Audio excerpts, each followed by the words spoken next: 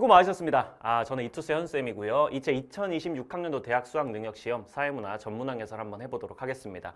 일단 여러분들 너무너무 고생 많으셨고 사실 전반적으로 총평을 간단하게만 좀 하고 넘어가자면 되게 좋은 시험이었던 것 같아요. 6평이랑 9평이 어떤 흐름을 벗어나지도 않으면서 사실 과거에 있었던 수능 같은 경우에는 6평이랑 9평에서 내줬던 내용들을 완전 뒤집어버리는 방식의 출제를 한 적도 있었거든요.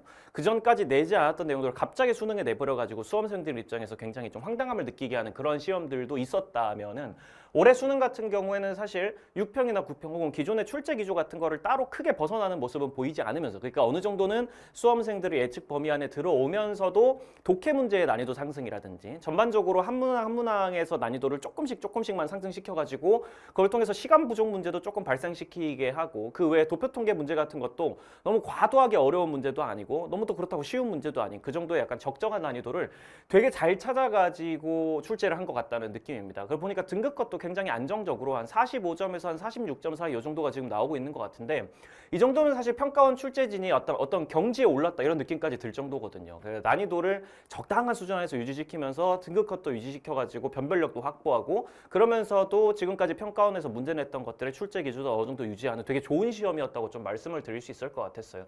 출제하신 분들한테도 너무너무 고생 많으셨다고 좀 말씀을 좀 드리고 싶고 1번부터 해가지고 본격적으로 한번 해설 들어가 보도록 하겠습니다. 결국은 어차피 쌤이 기존에 내줬던 더원 모의고사라든지 혹은 쌤의 커리큘럼에서 얘기해줬던 내용들을 크게 벗어나지는 않았다라는 말씀 먼저 드리고 1번부터 해서 어떤 부분들을 중점적으로 봐야 되는지 앞으로 또 이제 내년에 있을 이제 사회문화 라스트 댄스 그걸 이제 대비하는 수험생분들에 대해 가지고 이런저런 것들을 좀 신경 써야 된다라는 부분들도 같이 말씀드리면서 한번 가보도록 하겠습니다. 가보죠. 1번. 밑줄진 기억에서 미음과 같은 현상의 일반적인 특징에 대한 설명으로 옳은 것은 길이 약 1mm의 투명한 예쁜 꼬마 선충은 유전적 특징이 인간의 DNA와 유사한 것으로 밝혀졌어. 이 선충은 짧은 수명과 빠른 세대 교체가 이루어지는 친구들인데 거기에 인간의 의도가 개입될 수는 없지. 그러면 자연현상으로 잡아주시면 되겠습니다. 인간의 의도가 개입되냐 안 개입되냐만 가지고 판단하면 되는 거기 때문에 개입되지 않았다라고 얘기하면 자연현상이라고 생각해주면 되겠죠.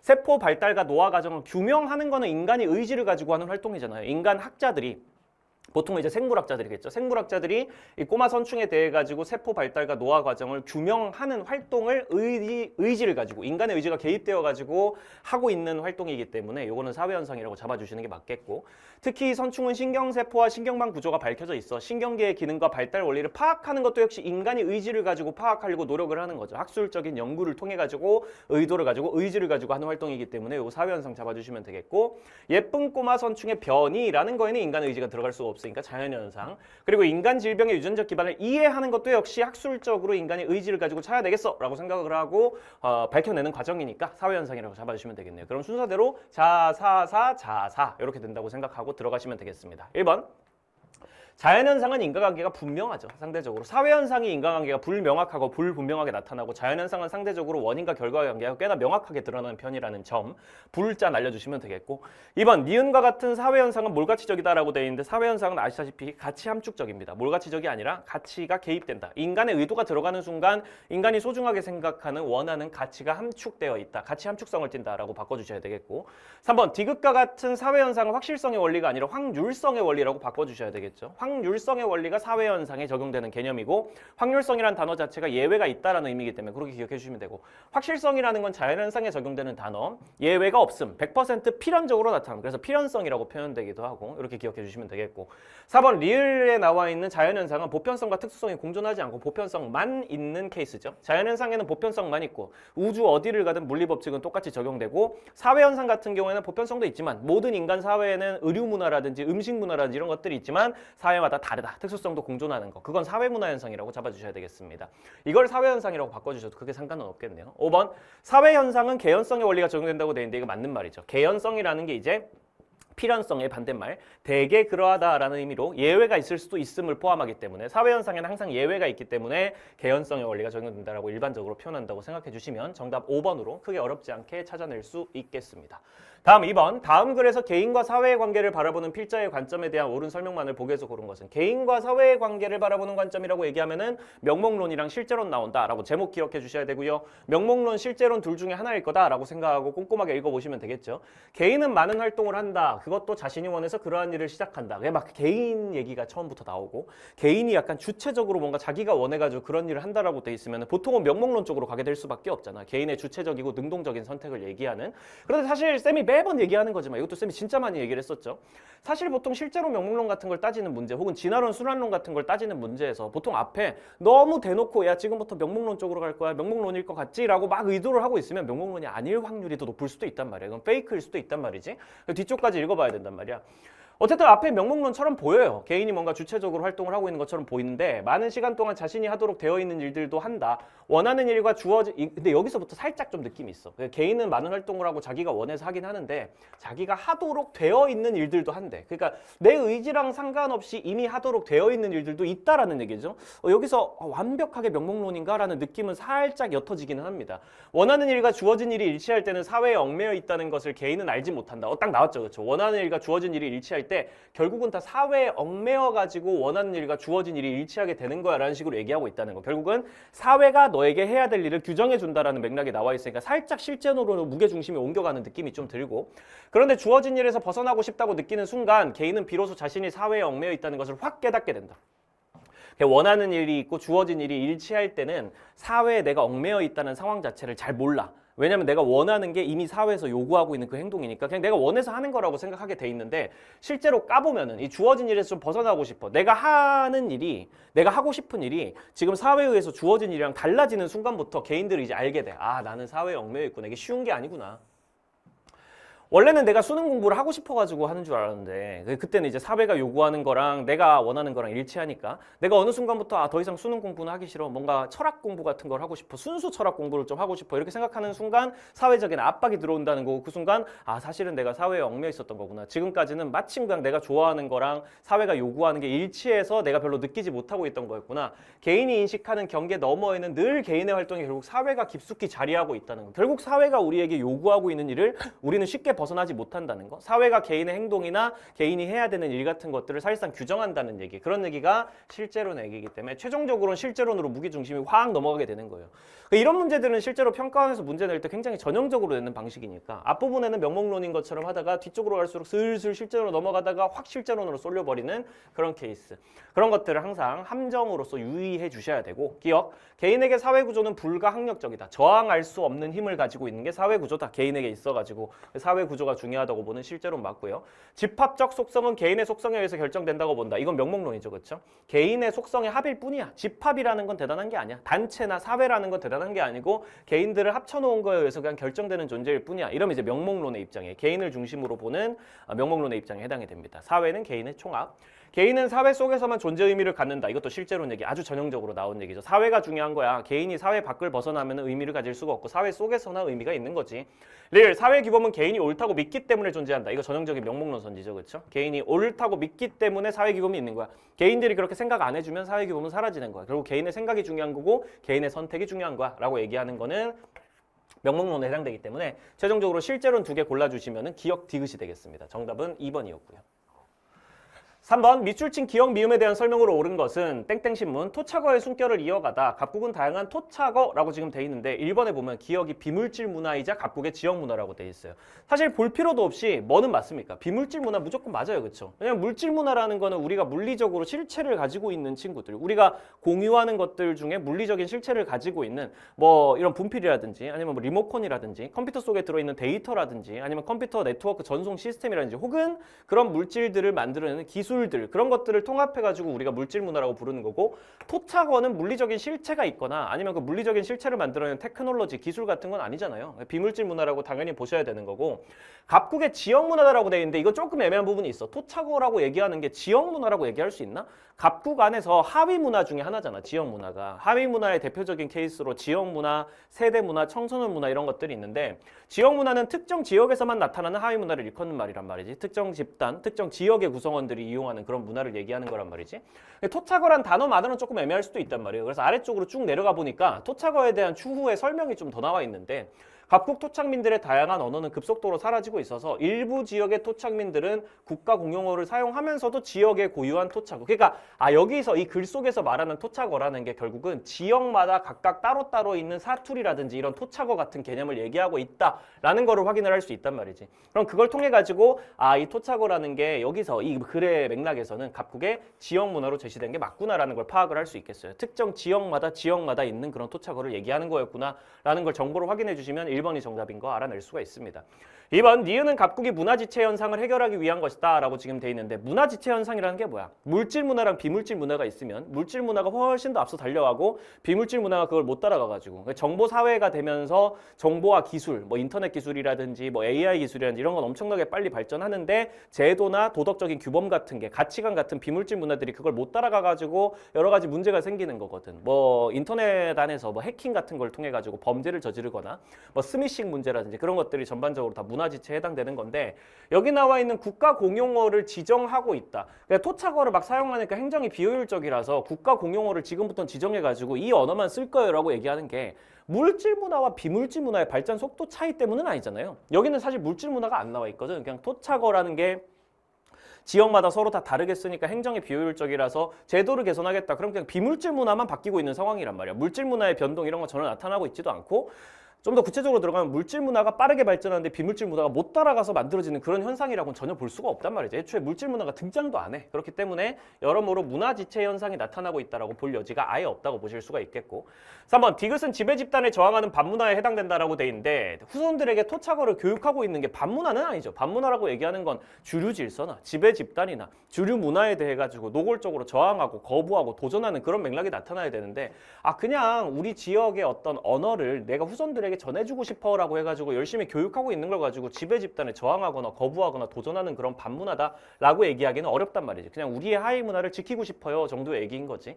4번, 리을로 인해 각국에서는 문화의 획일화가 나타날 우려가 있다라고 돼 있는데 토착어를 보존하는 10년 프로젝트라고 하면 이걸 문화의 획일화랑 관련이 있다고 보기가 어렵죠. 왜냐면 토착어라는 게 애초에 지역 문화로서 하위 문화고 이 하위 문화를 보존하려고 하는 노력은 문화를 획일화시키는 게 아니라 다 똑같이 만드는 게 아니라 오히려 다양한 문화들을 계속 남아있게 만들어줘가지고 문화의 다양성을 유지해주는 그런 정책이기 때문입니다. 5번, 미음은 각국이 하위 문화를 주류 문화로 바꾸려고 하는 것이다 라고 돼 있는데 토착어 문화 보존을 위해서 노력하는 게 하위 문화를 주류 문화로 바꾸는 건 아니지. 그냥 하위 문화를 보존하려고 하는 거지. 그 지역에 있는 문화는 그 지역에 있는 문화 그대로 최대한 보존해 보겠다. 우리가 얘네들을 막 주류 문화로 바꾸려고 하거나 아니면 삭제시키려고 하지 않겠다라는 일종의 선언이고 정책인 거지. 하위 문화를 주류 문화로 바꿔가지고 모두가 쓰게 하겠다. 뭐 제주도 방언을 모든 사람들이 쓰게 하겠다. 이런 맥락의 얘기는 전혀 아니라는 거죠. 그렇기 때문에 정답은 1번 되겠습니다. 4번. 3번이랑 4번이 연달아 가지고 조금 이제 헷갈릴 만한 문제긴 했던 것 같아요. 4번, 표는 문화의 속성 A에서 D가 부각된 사례를 나타낸 것이다. A에서 D는 각각 공, 변, 정, 전, 축 이렇게 지금 나와 있습니다. 공유성, 변동성, 전체성 혹은 총체성이라고 부르는 개념, 그리고 축적성, 학습성만 빼고 다 나와 있다고 보시면 되겠죠. 문화의 속성 중에 5가지. 여기 4가지만 나와 있습니다. 그럼 이제 이를 찾아내야 되겠죠. 부각된 사례가 지금 쭉쭉쭉 나와 있으니까 여기서 이 속성들을 찾아내시면 되겠어요. 그게 어렵지 않습니다. 각국에서는 집에서 전통 음식을 만들어 먹는 것이 일상적이었다. 끝. 각국에서는 어떻게 하는 게 일상적이야 라고 얘기하는 순간 공유성이 일단 기본으로 들어간다고 봐주시면 되겠습니다. 공유성이라는 건 굉장히 넓은 개념이거든요. 기본적으로 각국에는 요런 문화가 있고 사람들이 일반적으로 이렇게 인식하고 사람들이 이렇게 일상적으로 이렇게 사용해 라고 얘기하면 공유성이라고 봐도 크게 문제 없거든. 최근에는 이런 모습은 찾아볼 수가 없고 식품회사가 만든 전통 음식을 사 먹는 걸 당연하게 여긴다. 그럼 원래 있었던 문화가 삭제되는 거잖아. 그럼 변동성이지 뭐. 원래 있었던 문화가 사라지거나 추가되거나 형태가 변하거나 이런 것들 다 변동성에 해당이 되죠.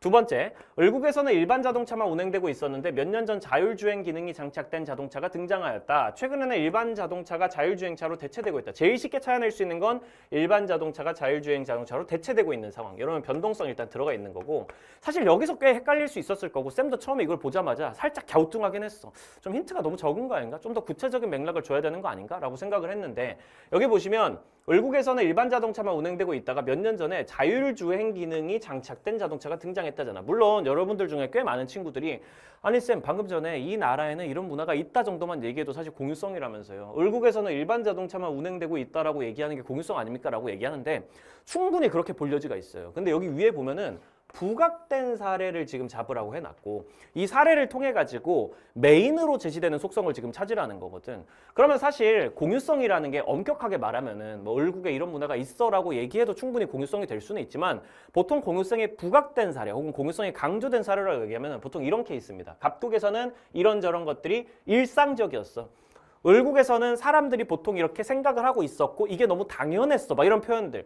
예를 들어서 여기도 있잖아. 병국에서는 집에서 목욕을 할 때 사우나를 즐기는 게 보편적이다라고 굳이 말해주잖아. 뭐 일상적이다라느니 보편적이다라느니 이 나라에는 이런 문화가 당연하다라느니 이런 정도의 표현이 보통 직접적으로 나와 있을 때 그걸 보통 공유성이 부각되었다고 표현을 할 수가 있겠습니다. 반면에 여기는 그냥 일반 자동차가 운행되다가 새롭게 등장한 게 있어 이런 식으로 나오잖아요. 바로 연결되는 게 혹은 대체되고 있어 이런 식으로 나오잖아요. 그러니까 상대적으로 변동성 그리고 하나만 더 해주면은 원래는 일반 자동차가 있었다가 그게 전승이 되어서 내려오고 있었던 거지. 그러다가 시간이 흐르면서 새롭게 일반 자동차 안에 자율주행 기능도 장착된 자동차가 새롭게 등장한다는 거지. 자동차라는 문화가 계속 내려오다가 새로운 문화 요소가 덧붙여져 가지고 자율주행 같은 거, 오토파일럿 같은 것들이 덧붙여져 가지고 그걸 통해 가지고 좀 자동차의 종류라든지 어떤 모습 같은 것들이 풍부해지고 다양해지는 모습이 나타나고 있는 거야. 쌤 그냥 하나 더해진 건데 이걸 풍부해지고 다양해진다고 표현할 수 있어요? 요 정도로 보기로 평가원이 결정했나 보지. 사실 쌤 같은 경우에도 개인적으로 요건 아주 좋은 출제라고 생각하진 않습니다. 보통은 풍부해지고 다양해진다 그러면 적어도 베스킨라빈스 31 정도는 돼야 되거든요. 막 그 정도 종류가 딱 나와야 된다는 건 아니지만 그래도 약간 풍부해지고 다양해진다는 느낌에서는 좀 더 구체적인 묘사가 있으면 좋았을 것 같아.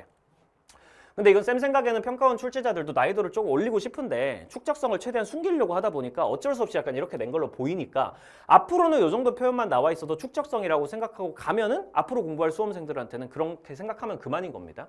그러니까 일반 자동차가 운행되다가 거기에 뭔가 기능이 덧붙여져 가지고 약간 풍부해지고 다양해지는 모습이 나타나고 있구나라고 하면 이거는 축적성이라고 봐주셔야 된다는 거고요.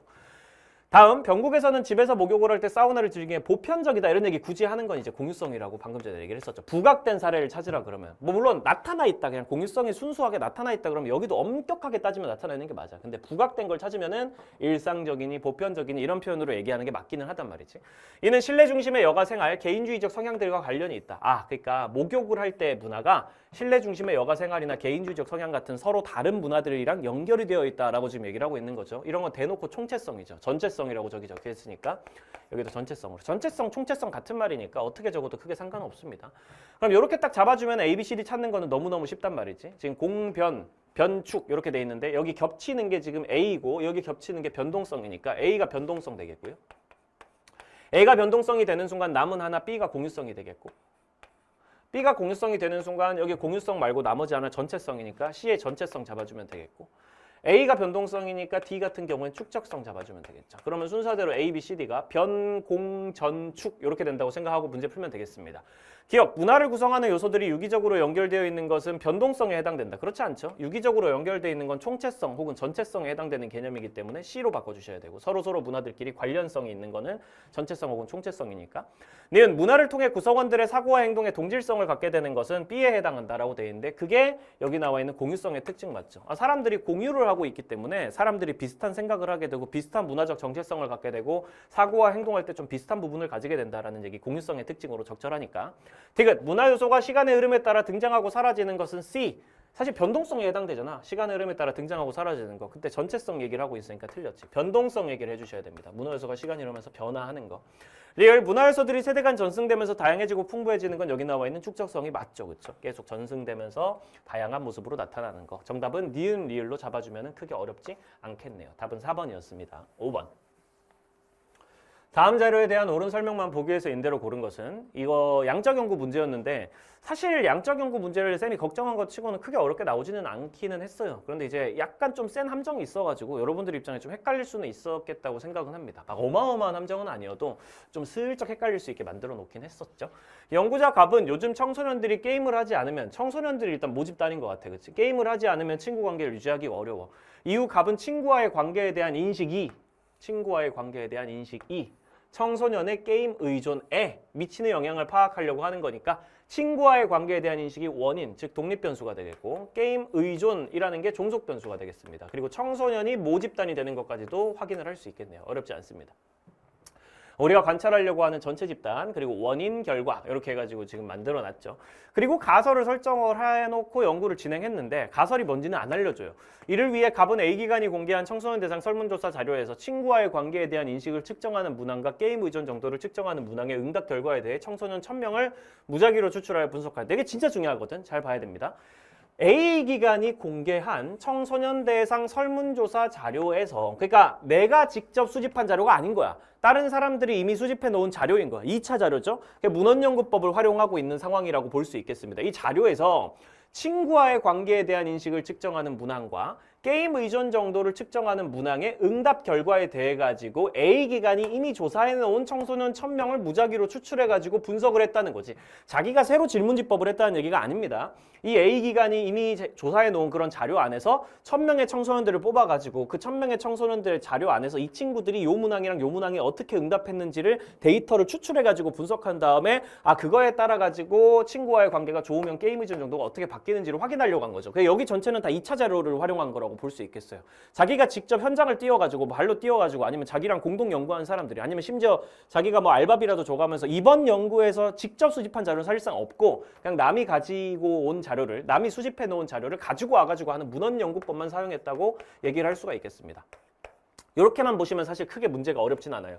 기억에 나와 있는데 기억은 갑의 연구에서 1차 자료 수집을 위한 조사 도구이다. 아니거든요. 여기 나와 있는 거 다 2차 자료 수집이랑 관련이 있는 거기 때문에 기억이라는 게 갑의 연구 입장에서 2차 자료 수집을 위해 가지고 요 문항이랑 요 문항을 통해 가지고 2차 자료를 다시 한번 재가공을 한 거지. 정확히 말하면 2차 자료에는 이거 말고도 아마 다른 문항들도 막 있었던 것 같아. 그런데 이 사람이 이 문항들을 활용을 해가지고 이 도구를 활용해 가지고 남이 만들어 놓은 2차 자료를 가지고 오는 과정에서 일종의 가공을 해가지고 나한테 필요한 자료를 다시 재구조화를 한 거지. 그렇게 해가지고 나의 가설을 검증을 한 거기 때문에 2차 자료 수집 과정이라고 보시는 게 맞겠습니다. 니은 가에는 친구와의 관계에 대한 인식이 긍정적일수록 청소년의 게임 의존도가 높을 것이다가 들어갈 수 있다라고 지금 돼 있는데 사실 여기 보면 가설로 설정하고 난 다음에 아래쪽에 보면은 뭐 가설이 수용됐다 뭐 혹은 기각됐다 이런 얘기가 없어요. 자료 분석 결과 친구와의 관계에 대한 긍정적 인식 정도가 청소년 게임 의존 정도에 미치는 영향은 통계적으로 유의미한 부의 관계인 것으로 드러났거든. 그러니까 친구와의 관계에 대해서 긍정적으로 인식할수록 게임의 의존을 덜하게 되는 거고 친구와의 관계에 대한 긍정적인 인식 정도가 낮을수록 난 친구랑 관계가 안 좋아라고 생각할수록 게임에 몰두하게 되는 거고 이런 거거든. 결과는 이렇게 나왔는데 가설을 이렇게 세워도 되나요? 뭐 안 될 게 뭐가 있어. 왜냐면 수용됐다 기각됐다 얘기가 없잖아. 친구와의 관계에 대한 인식이 독립변수 제대로 들어가 있고 청소년의 게임 의존도라는 종속 변수 위치에 잘 들어가 있고 이런 원인이 긍정적일수록 게임 의존도가 높을 거다. 물론 결과랑은 다르지. 결과랑은 정반대로 나온 건 맞아. 그런데 그래도 독립 변수랑 종속 변수랑 위치는 제대로 들어가 있고 그러면 최종적으로는 이 가설이 기각됐겠지. 그런데 그렇다고 해가지고 이 가설을 절대 못 세운다 이런 건 아니거든요. 수용 기각 얘기가 안 나와 있잖아. 결과적으로 이 가설이 결론과 달라졌기 때문에 틀렸었기 때문에 결론과 완전 어긋난 결과가 나왔기 때문에 만약에 가설을 이렇게 세웠다면 가설이 기각되긴 했을 거예요. So what이라는 거지. 그렇게 해도 이 가설을 세우는 것 자체가 무리가 있는 건 아니거든. 그 가설이 기각되면은 그 가설이 기각된 걸로 인정하고 결론을 도출하면 그만이란 말이지. 가설 수용 기각 정도가 안 나와 있으면 독립변수, 종속변수 위치만 잘 들어가 있다면 사실 어떻게 세우든 크게 상관은 없는 겁니다. 물론 이렇게 넣었다면 기각은 됐겠죠. 디귿 나에는 청소년의 게임 과의존을 예방하기 위해서는 친구와의 관계를 긍정적으로 형성해가는 게 필요하다. 사실 자료 분석해보니까 어떻게 나왔다고? 친구와의 관계가 긍정적일수록 게임 의존은 덜한다. 친구와의 관계가 나쁠수록 게임 의존 많이 한다라고 돼 있잖아. 청소년이 게임 과의존하는 걸 좀 막기 위해서는 친구와의 관계를 좀 긍정적으로 형성해 나가는 게 필요하다고 당연히 얘기할 수 있죠. 친구와의 관계가 긍정적인 친구들일수록 게임에 덜 의존할 것이기 때문에 과의존하지 않을 것이기 때문에 그럼 들어갈 수 있다라고 해야지 없다라고 하면 안 되지. 정답은 니은 되겠습니다. 1번이었던 거죠. 6번. 오랜만에 또 나왔습니다. 문화를 바라보는 관점. 쌤이 이거 그 개념 할 때마다 제발 좀 외워라. 니네들 보통 시험에 잘 출제가 안 되는 개념을 자꾸 외면하는 경향이 있는데 절대 그러면 안 된다. 이런 거 딱 보자마자 문화를 바라보는 관점이라고? 문화를 이해하는 태도가 아니라? 문화를 이해하는 태도는 뭐지? 자문화 중심주의, 상대주의, 사대주의 나오잖아. 문화를 바라보는 관점은 뭐야? 총비상이라고 쌤이 그렇게 강조했잖아요. 제발 좀 외워두라고. 총체론적 관점, 비교론적 관점, 상대론적 관점이 나오는데 A로 살펴본 결과 동물의 피를 식재료로 쓰는 나라에는 대표적으로 갑국과 얼국이 있어. 나라 비교하려고 시동 드르릉 걸죠. 갑국 사람들은 전통적으로 다진 고기에 소의 피를 첨가한 후 조리해서 먹는데 반해 얼국 사람들은 소의 피를 응고시켜 덩어리째 끓여 먹습니다. 비교하잖아. 비교. 문화를 바라보는 관점 중에 비교론이잖아 이거. 비교를 해가지고 나와 다른 사람들의 차이, 공통점과 차이점을 분석해가지고 객관적으로 보려고 노력하는 거죠. 1번, 비교로는 서로 다른 문화를 객관적으로 이해하는데 기여한다. 정답. 정답 찍고 넘어가야지. 이건 확신 가지고. 이런 식으로 넘어가야 됩니다. 이런 문제 같은 경우에는. 2번, 비교로는 문화 요소 간의 관계를 전체적 맥락에서 살펴본다. 이건 총체론이잖아, 총체론. 전체적인 맥락이라고 얘기하면 이제 서로 다른 문화 요소들과의 관련성 속에서 어떤 문화를 분석한다는 뜻이거든. 총체론적 관점이라고 보셔야 되고. 여기 B도 한번 찾아봅시다. 각국 사람들은 을국 사람들의 식문화를 미개하다고 보는데 미개해. 우리가 최고인데 쟤네들은 너무 열등해. 이렇게 보는 거는 자문화 중심주의죠.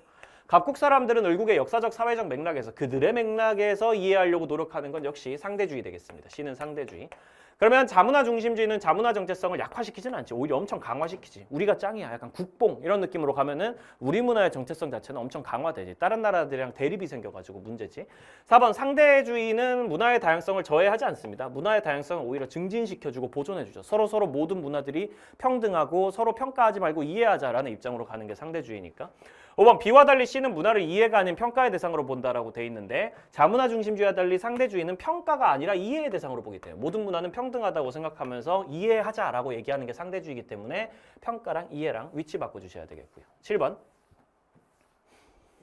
다음 자료에 대한 설명으로 옳은 것은 최근 주목받고 있는 애니메이션 땡땡은 각국의 일부 젊은이들이 즐거운 을국의 아이돌 음악에 각국 대중음악의 색깔을 입혀 각국에서 창작된 작품이다. 자, 여기부터 좀 꼼꼼하게 보셔야 됩니다. 각국의 일부 젊은이들이 즐거운 을국의 아이돌 음악에다가 각국 대중문화의 색깔을 입혔어. 원래 각국에 있었던 대중음악이 있고 을국에서 어떻게 넘어왔는지 몰라. 우리가 전파가 어떻게 된지 모르는데 어쨌든 을국에서 넘어온 아이돌 음악이 있죠. 이거 두 개를 합친 거야. 그래서 각국에서 창작된 작품이야. 융합이지. 문화 융합입니다. 문화융합. 각국에서 문화융합 일어남. 땡땡에는 각국 대중음악 요소를 을국 아이돌 가수의 노래에 녹여낸 새로운 음악 형식이 나타난다라고 지금 돼 있는데 결국은 이거야. 그리고 하나 더. 각국의 일부 젊은이들이 즐겨왔어. 뭐를? 을국의 아이돌 음악을. 이게 어떻게 넘어왔는지 모르겠는데 각국의 일부 젊은이들이 을국의 아이돌 음악을 즐겨온 지가 좀 됐어. 그러니까 외부의 음악이 넘어온 다음에 이 일부 젊은이들이긴 하지만 어쨌든 하위 문화긴 하지만 그래도 각국 안에 있었던 문화라는 거예요. 그리고 원래 각국 대중음악도 있었답니다. 그럼 사실 이건 뭐도 의미하는 거예요? 융합 전에 병존도 있었다라는 걸 얘기를 하는 거란 말이에요. 이런 걸 이제 꼼꼼하게 보셔야 되는 겁니다. 문제를 풀 때. 병존도 있었다.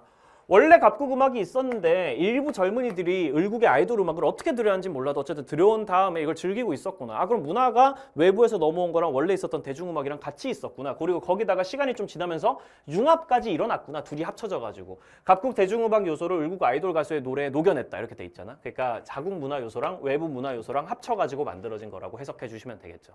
각국은 온라인 동영상 플랫폼을 통해서 땡땡을 수출했어. 그럼 간접 전파가 되고 있지. 온라인 동영상 플랫폼이라고 얘기해. 이거 쌤이 시험 문제 진짜 그대로 냈었는데 이거 동영상 플랫폼이라고 얘기하는 거.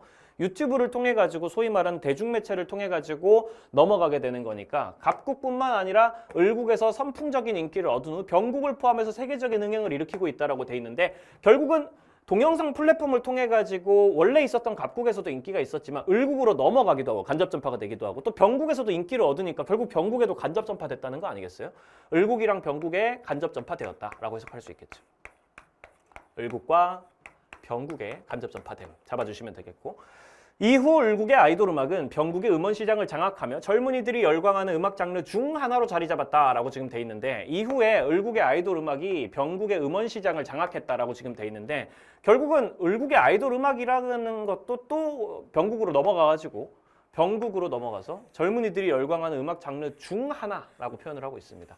그러면 이 나라에도 원래 음악 문화가 있었으니까 외부에서 넘어온 을국의 아이돌 음악이 병국에서 되게 인기가 많은 거 아니겠어요? 그럼 병국에서도 문화 병존이 나타났다라고 얘기할 수가 있겠습니다.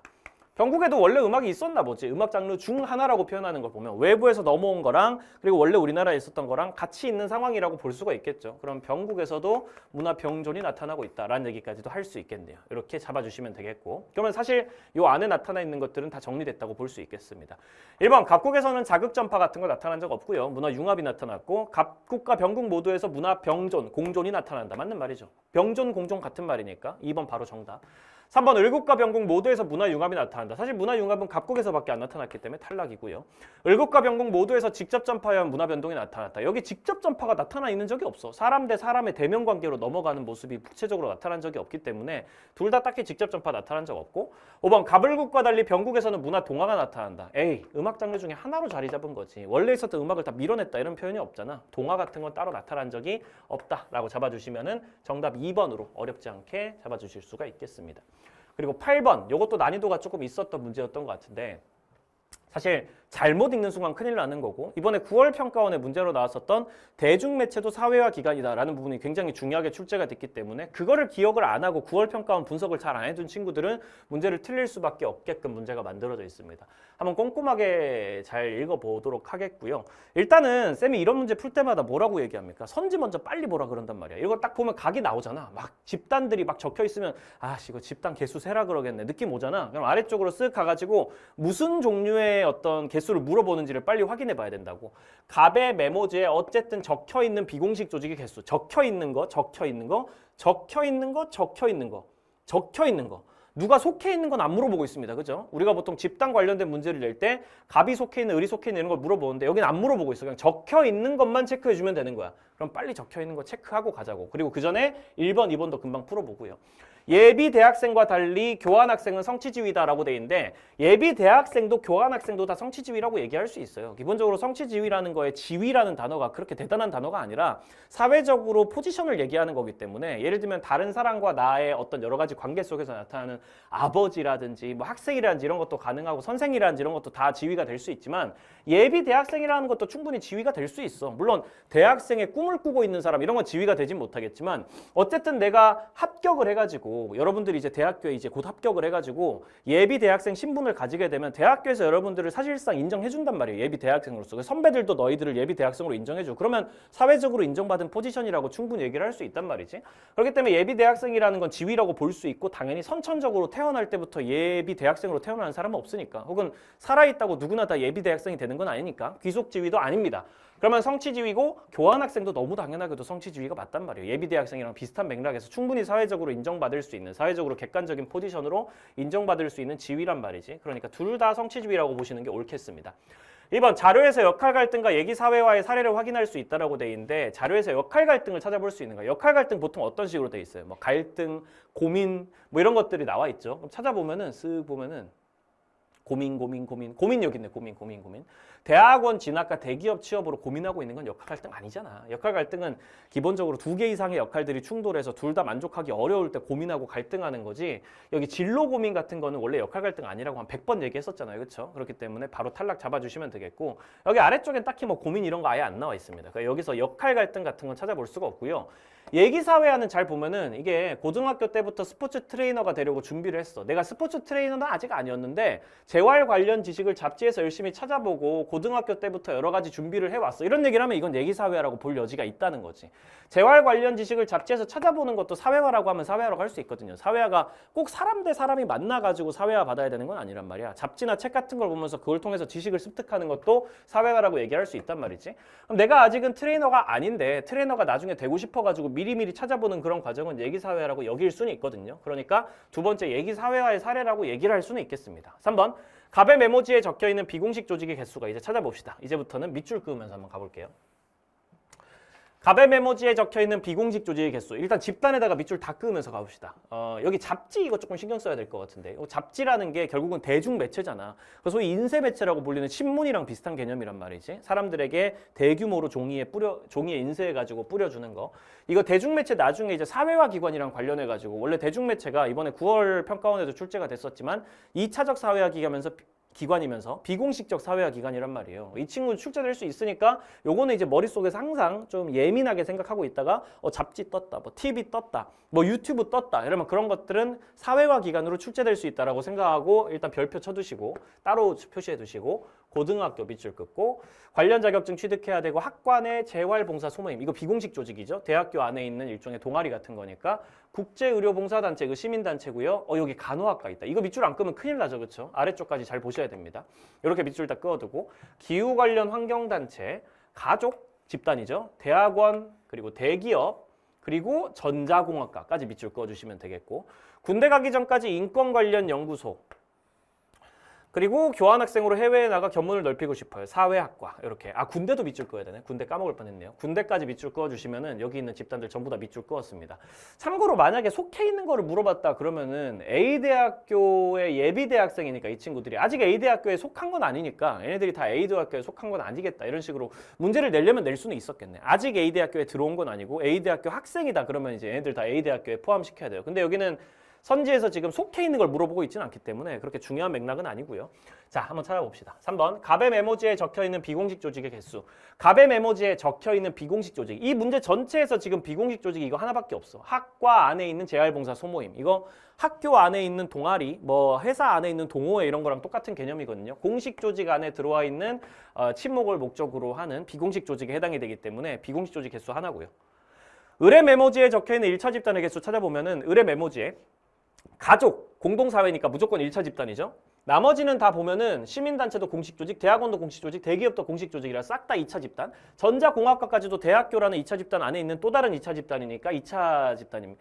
이 대학교라는 어떤 공식조직 안에 있는 또 다른 공식조직이니까 이것도 2차 집단입니다. 그럼 가족만 1차 집단이란 말이지. 그럼 여기도 하나. 그러면 한 개 많은 게 아니라 같네. 4번 의뢰 메모지에 적혀있는 공식적 사회화 기관. 떴다. 공식적 사회화 기관 잘 생각하셔야 되죠. 교육을 위해서 만들어진 집단. 의뢰 메모지에 적혀있는 것 중에 교육을 위해서 만들어진 집단은 대학원이란 전자공학과죠. 그렇죠? 이것도 전자공학을 가르치려고 있는 것이고 대학원도 이 구성원들에게 여러 가지 교육을 하기 위해서 있는 거니까 2개 되겠네요.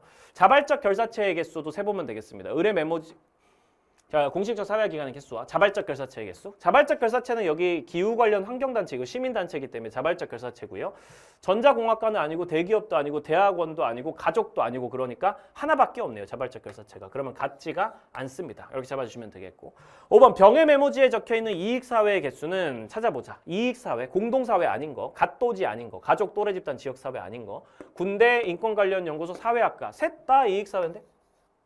갑의 메모지에 적혀있는 비공식적 사회화 기관의 개수. 비공식적 사회화 기관 어떻다? 잡지. 잡지가 비공식적 사회화 기관이자 2차 집단이 2차적 사회화 기관이란 말이에요. 그렇기 때문에 요거 세주고 그리고 비공식적 사회화 기관. 고등학교는 공식적 사회화 기관이니까 탈락. 학과는 공식적 사회화 기관이지만 학과 내에 있는 재활봉사 소모임 같은 경우에는 비공식적 사회화 기관이기 때문에 재활봉사 소모임이 그 구성원들을 교육하려고 만들어진 건 아니기 때문에 이것도 세주고 국제의료봉사단체도 교육을 위해서 탄생한 건 아니니까 3개까지 세주면 하나, 둘, 셋. 간호학과는 공식적 사회화 기관이니까 빼주고 그러면은 비공식적 사회화 기관 총 3개 잡지까지 포함해서 3개 해서 같다가 됩니다. 이건 완벽하게 구평이 반영된 거죠. 니네 대중매체가 비공식적 사회화 기관인 거 알고 있지? 그거 모르면 니네 문제 틀린다. 라는 식으로 딱 각 잡고 내준 문제라고 생각을 하시면 되겠습니다. 정답은 5번이었어요. 9번.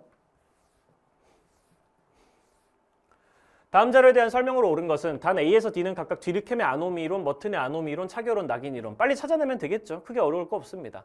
A, B, C, D 중에 각자에게 배정된 2가지 일탈이론의 공통된 특징을 제시하고 각 일탈이론의 사례를 발표해서라고 했는데 아시겠지만 학생들은 틀릴 수도 있어. 선생님 말부터 빨리 보자고. 갑과 을은 모두 각자에게 배정된 2가지 일탈이론 중에서 하나에만 해당되는 특징을 제시했어. 그 특징 2개 대라 그래. 2가지 일탈이론의 공통된 특징을 대라 그랬거든. 그러고 나서 사례를 발표하라 그랬단 말이야. 그러니까 보니까 특징 얘기하고 사례 발표하고 특징 얘기하고 사례 발표하고 그러고 있는데 갑을이 둘 다 2가지 중에서 하나에만 해당되는 특징을 제시했다 그래서 공통된 특징이 아니라 그냥 하나에만 해당되는 특징, 나머지 하나에 해당 안 되는 특징을 얘기했다고 돼 있단 말이지. 그리고 발표한 사례 4가지 중에는 D의 사례만 맞다 그랬으니까 D를 바로 알아낼 수가 있겠네요. D의 사례 먼저 한번 찾아봅시다. D의 사례가 지금 을이 얘기한 건데 사기 전과자들과 그 나머지는 다 틀렸다는 거야. A의 사례를 틀리고 B의 사례를 틀리고 D의 사례만 맞았다는 거지. 사기 전과자들과 어울려 그들의 태도와 수법을 배워 사이버 사기에 가담하게 된 거. 이러면 이제 나쁜 애들이랑 어울리다 보니까 나빠졌다 이거잖아요. 범죄자들과 어울리다 보니까 범죄자들의 범죄에 대한 우호적 가치관 이런 걸 배우게 됐다라는 거니까 이거 대놓고 차교론이죠. 그렇죠? 그러니까 차교론 관련한 사례는 옳게 얘기한 거니까 D가 차교론이 맞을 겁니다. 라고 얘기할 수 있고 두 번째 여기 2가지 일탈이론 중에서 하나에만 해당되는 특징을 제시했다고 돼 있는데 일단 갑부터 보면은 문화적 목표와 제도적 수단 간의 괴리가 일탈의 원인이다. 이거 머튼의 아노미이론 얘기잖아. 그럼 확실한 건 뭐야? A, B 중에 머튼의 아노미이론이 있다는 거지. 확실히 있어, 그지? 그러니까 둘 다의 공통점은 아니지만 둘 중에 하나에만 해당되는 특징인 건 맞으니까 A, B 중에는 머튼의 아노미론 얘기가 있을 거라는 걸 확인할 수 있고, 을 같은 경우에는 일탈행동 자체보다 일탈행동에 대한 사회적 반응에 주목한다. 일탈행동이 중요한 게 아니라 그 일탈행동을 심각한 일탈이야, 너는 쓰레기야, 넌 범죄자야 이런 식으로 그 사람에 대해서 부정적인 반응을 쏟아붓는 그런 태도가 훨씬 더 문제다. 그게 2차 일탈을 일으킨다. 이렇게 보는 건 낙인 이론 얘기잖아. 그러면 C, D 중에 낙인 이론이 있다는 거지. 둘 다 공통된 특징이 아니라 둘 중에 하나만의 특징을 얘기했다는 거니까 근데 D는 이미 차결론으로 결정돼 있는데요. 그러면 C가 낙인 이론이겠네요. 라는 걸 확인을 할 수 있겠고, 그리고 이제 마지막으로 A랑 B의 사례를 댔는데 요거 둘 다 틀렸다 그랬으니까 요거 가지고 마무리해 주시면 되겠죠. A의 사례로 부유한 생활을 원하는 장기 실업자가 쉽게 돈을 벌고 싶어서 사이버 사기를 저지른 거. 이거 부유한 생활이라는 건 한 사람의 목표가 아니잖아. 보통 문화적 목표라고 불리는 대다수의 목표란 말이야. 우리 다들 부유하게 살면 좋잖아요. 그렇죠? 문화적 목표가 부유한 생활인데 그걸 원하는 장기 실업자가 합법적으로 돈을 벌 수 있는 수단이 없는 거지. 장기 실업을 했으니까. 그렇기 때문에 이 문화적 목표를 달성하기 위해서 합법적인 방법이 없으니까 목적과 수단의 괴리가 생겨가지고 불법적으로라도 돈을 벌려고 시도하는 거예요. 딱 머튼의 아노미론에서 설명하는 목적과 수단의 괴리 상황이거든. 그러면은 머튼의 아노미론 사례를 얘기하고 있는데 A의 사례도 틀렸대. 그럼 A는 머튼의 아노미론이 아니겠죠? 그럼 B가 머튼의 아노미론이겠네. 이 둘 중에 하나는 머튼의 아노미론이긴 해야 되니까. 그럼 A가 뒤르켐의 아노미론으로 마무리되게 됩니다. 1번 A와 달리 C는 뒤르켐의 아노미론은 낙인이론, 그리고 참고로 이 사례 같은 경우에는 이게 돈을 빌리고 갚지 않아 친구들에게 사기꾼이란 비난을 받고 이를 내면화해가지고 흑화해가지고 사이버 사기를 2차 일탈을 저지르고 이런 건 낙인이론 사례인데 당연히 여기 머튼이 들어가야 되니까 틀린 거고요. 여기 C 같은 경우에는 사이버 사기가 빠르게 확산되는 상황에서 법 규정의 미비로 손쉽게 사이버 사기를 저지르게 된 거 이렇게 돼 있는데, 사이버 사기가 빠르게 확산되는 상황에서 법 규정이 미비돼 있다 이런 건 이제 기능론적으로 그냥 분석을 하는 거라고 봐주시는 게 맞겠네요. 사실 여기서는 딱히 무조건 뭐 뒤르켐의 아노미론 얘기도 좀 들기가 조금 어렵기는 해. 왜냐면 뒤르켐의 아노미론은 가치관이나 여러 가지 도덕적인 규범 이런 것들이 문제가 된다라고 얘기를 하고 있는데, 굳이 갖다 붙이자면 뒤르켐의 아노미론에 좀 더 가까운 얘기긴 한데 이런 거 가지고 뒤르켐의 아노미론 문제로 보통 내지는 않거든요. 이건 좀 어중뛴 사례 이렇게 생각하고 넘어가시면 되겠습니다. 1번 뒤르켐의 아노미론과 달리 낙인 이론은 급격한 사회 변동으로 인한 규범의 부재를 일탈 행동의 원인으로 본다라고 지금 돼 있는데, 낙인 이론이 급격한 사회 변동이랑 규범의 부재를 얘기하는 게 아니죠. 이건 뒤르켐의 아노미론이 얘기하는 거니까 C와 달리 A는 이라고 바꿔주셔야 되겠습니다. 2번 머튼의 아노미론과 달리 뒤르켐의 아노미론은 일탈 행동의 대책으로 정상 집단과의 교류, 이건 차결론이 얘기하는 거기 때문에 A도 아니고 B도 아니고 D 얘기가 나와야 되겠어요. D가 차결론이 일탈 행동의 대책으로 착한 애들이랑 어울려라, 나쁜 애들 만나지 마라 라고 얘기하게 되고요. 3번 낙인 이론과 달리 차결론은 차별적인 사회적 제재가 아니라 차별적인 사회적 교제겠지. 낙인 이론이 오히려 차별적인 사회적 제재. 특정 사람에게만 너 쓰레기야, 너 나쁜 놈이야, 넌 범죄자야 이렇게 부정적인 낙인을 찍는 상황을 일탈행동의 원인으로 보는 게 낙인 이론이고, 4번 차결론과 달리 머튼의 아노미론은 일탈행동 대책으로 제도화된 기회의 확대를 강조한다. 맞는 말이죠. 그렇죠? 목적과 수단의 괴리를 해결해주기 위해 가지고 머튼의 아노미론 같은 경우에는 제도화된 기회를 만들어줘서 목적을 합법적으로 달성할 수 있게 만들어줘야 된다는 걸 강조하고, 5번 낙과 달리 차결론은 1차적 일탈이 2차 일탈로 이어지는 과정에 초점을 둔다. 이거 낙인 이론의 특징이기 때문에 처음에 어떤 사소한 실수, 일탈을 저질렀는데 그거에 대한 부정적인 반응이 쏟아지고 낙인이 찍히면서 2차 일탈로 흑화해서 이어지는 과정을 설명하는 건 낙인 이론이라서 C랑 D랑 위치를 바꿔주시면 맞는 선지로 만들 수는 있겠네요. 어쨌든 틀린 선지였습니다. 10번. 이게 이번에 9월 평가원의 계층이동이랑 관련해가지고 세대 간 계층이동이랑 관련해서 3 곱하기 3표가 나오면서 쌤이 모의고사에서도 엄청 많이 이런 유형을 보여줬었고, 이렇게 빈칸을 채워가지고 가는 유형들도 쌤이 얘기해줬던 걸로 기억나는데 크게 어렵진 않았을 것 같아요. 그렇죠? 이거 그냥 채우면 되는 거기 때문에 3 곱하기 3표에 익숙한 친구들은 별로 어렵지 않았을 겁니다. 이게 부모님 세대에서 자녀 세대로 세대 간 계층이동하는 모습이 나타나고 있는 두 개의 표고요. 갑국이랑 을국으로 구분돼 있고, 여러분도 아주 잘 알겠지만 이런 3 곱하기 3표에서는 요 라인 다 더하면 20이 돼야 되고 요 라인 다 더하면 50이 돼야 되고 이런 식이란 말이야. 그러면 하나씩 채울 수 있잖아. 다 더하면 20이 되게. 그럼 여기 나머지 5를 채워줘야지 합쳐서 20이 나올 거고, 다 더하면 여기 25가 나와야 되니까 여기 이미 15가 들어가 있으니까 여기 10 들어가야지 합쳐서 25가 될 거고, 이제 수도쿠 같은 거 하는 거야. 채우는 거. 여기 라인 다 더하면 50 나와야 되니까 여기는 나머지 20 들어가 줘야 될 거고, 이런 식으로. 그러면 이쪽 라인 다 채워가지고 45 다누는지 검사는 한 번만 해보시고, 그러면 뭐 크게 어려울 거는 없죠. 부모 세대 계층 구조가 다 나오고요. 부모 세대, 자녀 세대 여기 계층 이동한 거 다 나오고 그리고 을국 같은 경우에 똑같이 채워주면 되는 거지. 빨리 채워. 여기 30이니까 여긴 0 들어가야 되겠네. 그래야 합쳐서 30 나오니까. 여기는 5 들어가야 되겠지. 합쳐서 10 나와야 되니까. 여기는 20 들어가야 될 거야. 합쳐서 60이 나와야 되니까. 이런 식으로 정리를 해주시면 되겠고 그 다음엔 뭐 해야 되겠어요? 바로 A, B, C가 상중하로 가려져 있기 때문에 요거 상중하 빠르게 찾아주면 되겠죠. 별로 어렵지 않습니다. 왜냐면 여기 그냥 칸이 꽉 차 있는 이 색깔로 차 있는 거는 세대 간 상승 이동이라고 돼 있거든요. 상승 이동. 그럼 얘네가 상승 이동이 되려면 어떻게 해야 되겠는지 논리적으로 금방 생각을 해보면 돼. 자, 부모 세대 B에서 A든 C든 자녀 세대가 다른 계층으로 가면 그냥 상승 이동입니다. 그럼 부모 세대가 B가 뭐여야 되겠어요? 가장 낮은 계층이어야 다른 계층으로 가는 게 다 올라가는 거일 수가 있는 거지. 그럼 부모 세대 B가 하층이겠네라고 생각을 하면 되는 거야. 부모 세대 B로 출발해가지고 자녀 세대로 가는데 부모 세대 B가 뭐길래 아무 곳으로 가도 A든 C든 가도 무조건 상승 이동이니까 아 제일 낮은 계층이구나 이렇게 생각하면 되는 거지. 두 번째, 여기 부모 세대 A에서 C로 가는 거 어차피 A랑 C는 중층 아니면 상층일 거 아니에요. 그런데 부모 세대 어디로 갔더니 상승 이동이 될까? 중층, 상층. 상층에서 중층으로 가면 하강 이동이잖아. 아, 부모 세대는 중층이었다가 자녀가 상층이어야 상승 이동이 만족되겠지라고 생각을 해주시면 되는 겁니다. 그렇게 생각하면은 중하상 순서로 나오거든요. 중하상 A, B, C 잡아주시면 되고 을국에서는 또 다시 한번 해야 돼. 이제 A, B, C가 아니라 D, E, F기 때문에 그럼 한번 정리를 해보시면은 여기는 하강 이동이죠, 그렇죠? 여기 점점점으로 돼 있는 건 하강 이동이니까. 자, 부모 세대 D가 뭐길래 자녀 세대 다른 계층으로 가면 무조건 하강 이동일까? 아, 제일 높은 계층이니까 어디로 가든 하강 이동이구나라고 생각을 할 수 있겠죠. 그럼 부모 세대가 상층일 거예요. D가. 그럼 이렇게 잡아주고 나서 F. 부모 세대 F에서 E로 가면 부모 세대 F에서 자녀 세대 E로 가면은 이번에 또 하강 이동이래. 어차피 남은 거 중층이랑 하층밖에 없는데 어디로 가야 중층에서 하층으로 가야 하강 이동이겠죠. 중층에서 하층으로 가요. 하층에서 중층으로 가면 상승 이동이니까. 그러면은 중층에서 하층으로 가는 것도 하강 이동으로 잡아주시면 여기는 하층이 들어갈 거고 상하중 이런 식으로 D, E, F 각각 나오게 되겠습니다. 그럼 이제 문제 풀어보면 끝이죠. 1번 갑국에서는 계층 대물림 비율이 세대 간 이동 비율보다 높다. 어차피 여기다 합치면 100% 나오게 지금 표가 구성돼 있단 말이지. 그럼 갑국에서 계층 대물림 비율 찾아주면은 10, 20, 10 더해가지고 40%입니다. 어차피 여기 다 더하면 100이니까 여기서 대물림한 애들 빼주면은 나머지 세대 간 이동한 애들 나오겠죠. 얘들 다 더하면 당연히 60% 나오겠습니다.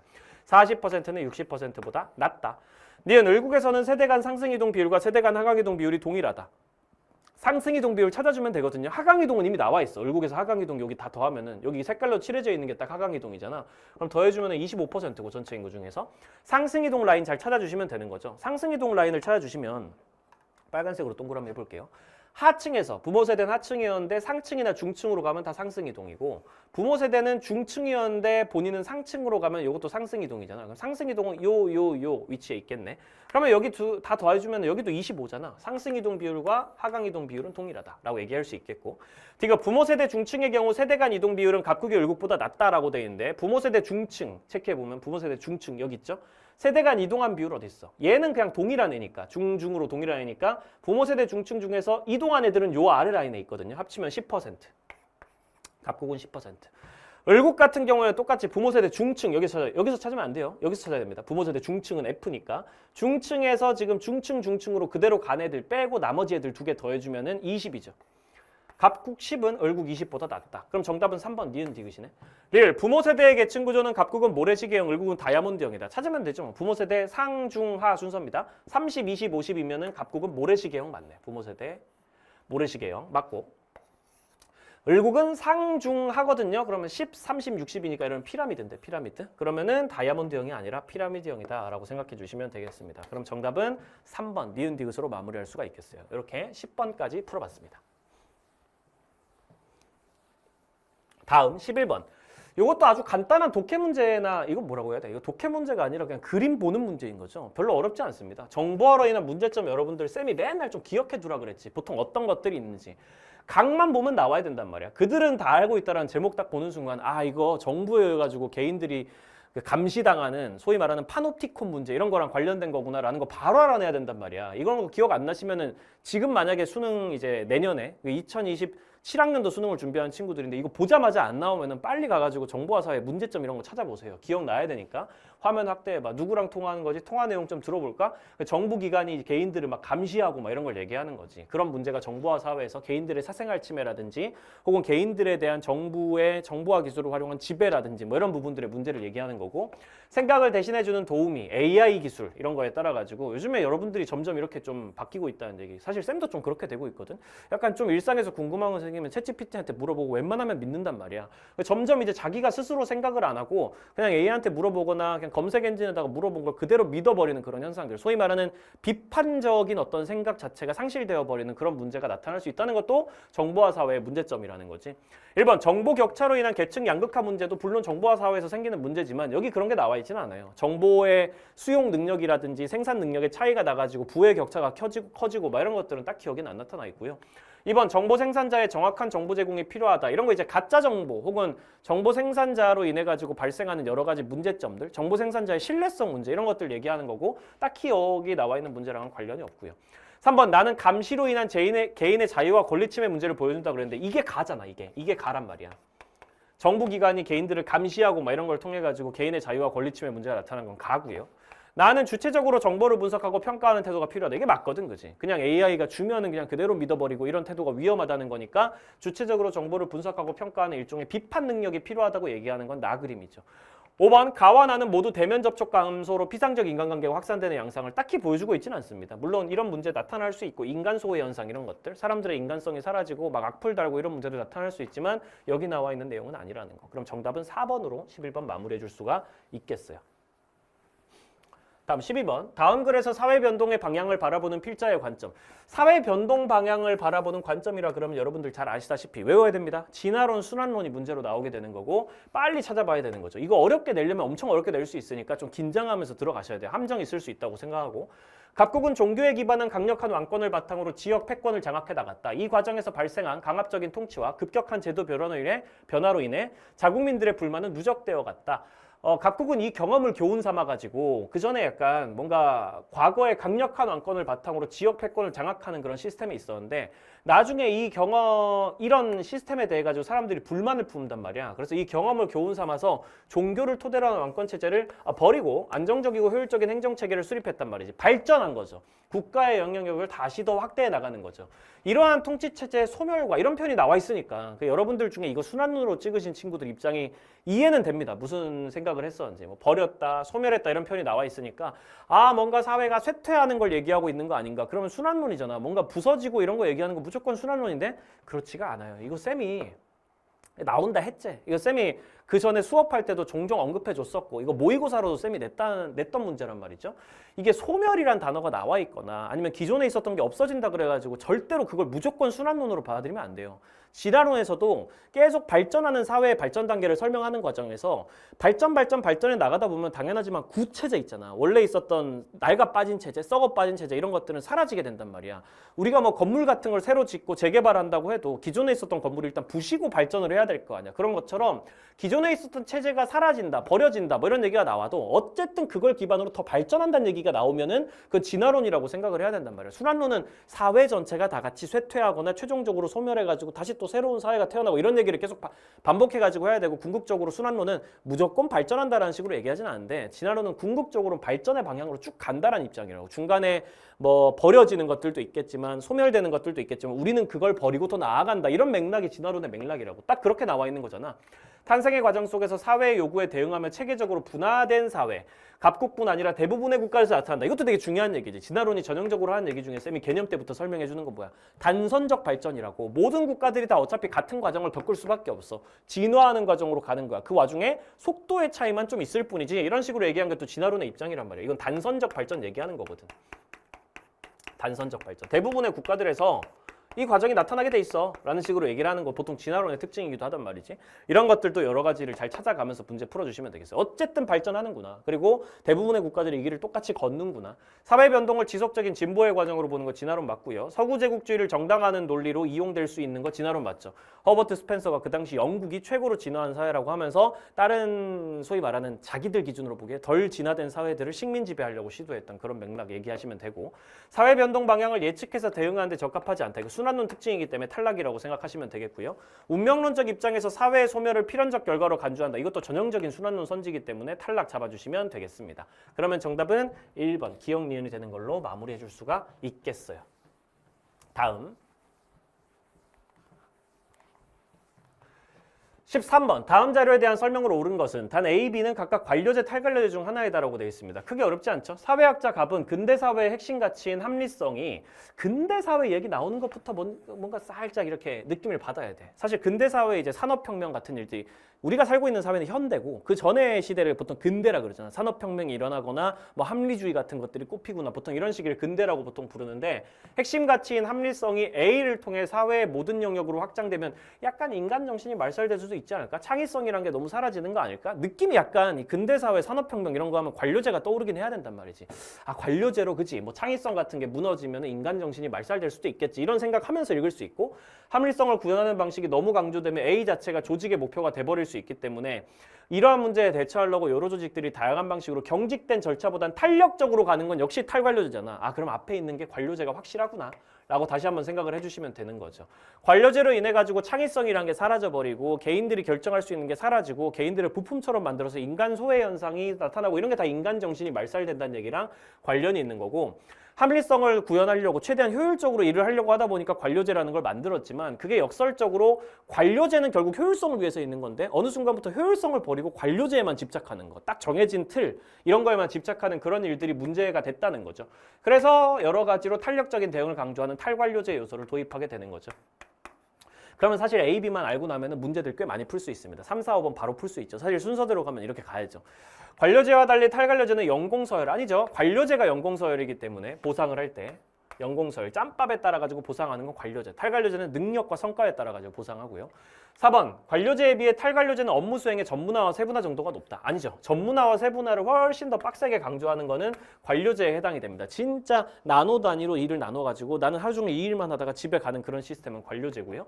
5번 탈관료제에 비해 관료제는 구성원들이 창의성을 발휘하기에 용이하다. 탈관료제가 창의성 발휘하기에 용이한 거지 관료제는 창의성 발휘하기에 좀 어렵죠. 아무래도 관료제는 그냥 정해진 매뉴얼에 따라 가지고 정해진 업무 절차가 표준화되어 있는 업무 절차에 따라 가지고 그냥 일하라고 시키기 때문에 1번 기억은 목적 전치 현상에 해당된다라고 돼 있는데 경직된 절차보다 탄력적 대응을 강조하는 게 목적 전치 현상은 아니지. 관료제에서 나타나는 전형적인 부작용 중에 하나가 목적 전치 현상이고 이 목적 전치 현상은 경직된 절차에 따라 가지고 나타나는 거란 말이야. 원래는 우리가 효율을 추구하려고 결국 이 집단의 목적을 추구하려고 절차를 만들었는데 어느 순간 절차가 너무 중요해져 버려서 절차가 경직돼 버리는 거야. 무조건 절차부터 지켜야 돼요. 이렇게 얘기하는 걸 목적 전치 현상이라고 얘기하기 때문에 탄력적인 대응이랑 목적 전치 현상은 아무 상관이 없습니다. 오히려 목적 전치 현상을 극복해 나가는 과정이라고 봐야 되겠죠. 니은 업무 수행 과정의 예측성을 높이는 데 기여한다고 돼 있는데 이거 읽어보자. 탈관료제 요소가 성공적으로 조직에 도입되려면 일단은 절차와 규약을 준수하는 것에 대한 구성원 상호 간의 신뢰가 좀 있어야 될 것 같아. 탈관료제가 창의적이긴 한데 창의적인 걸 너무 선을 넘어가지고 창의적이어버리면 절차와 규약을 개무시하면서 창의적이어버리면 문제가 생기거든.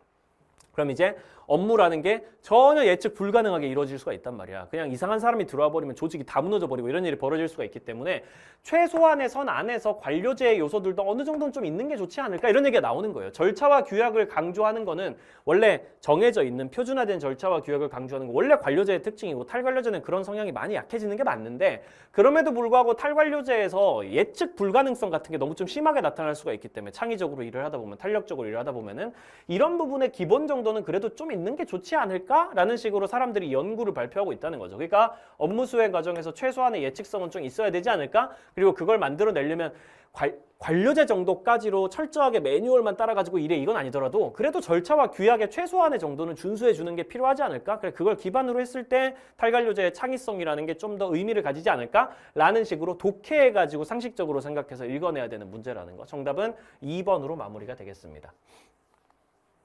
다음 14번.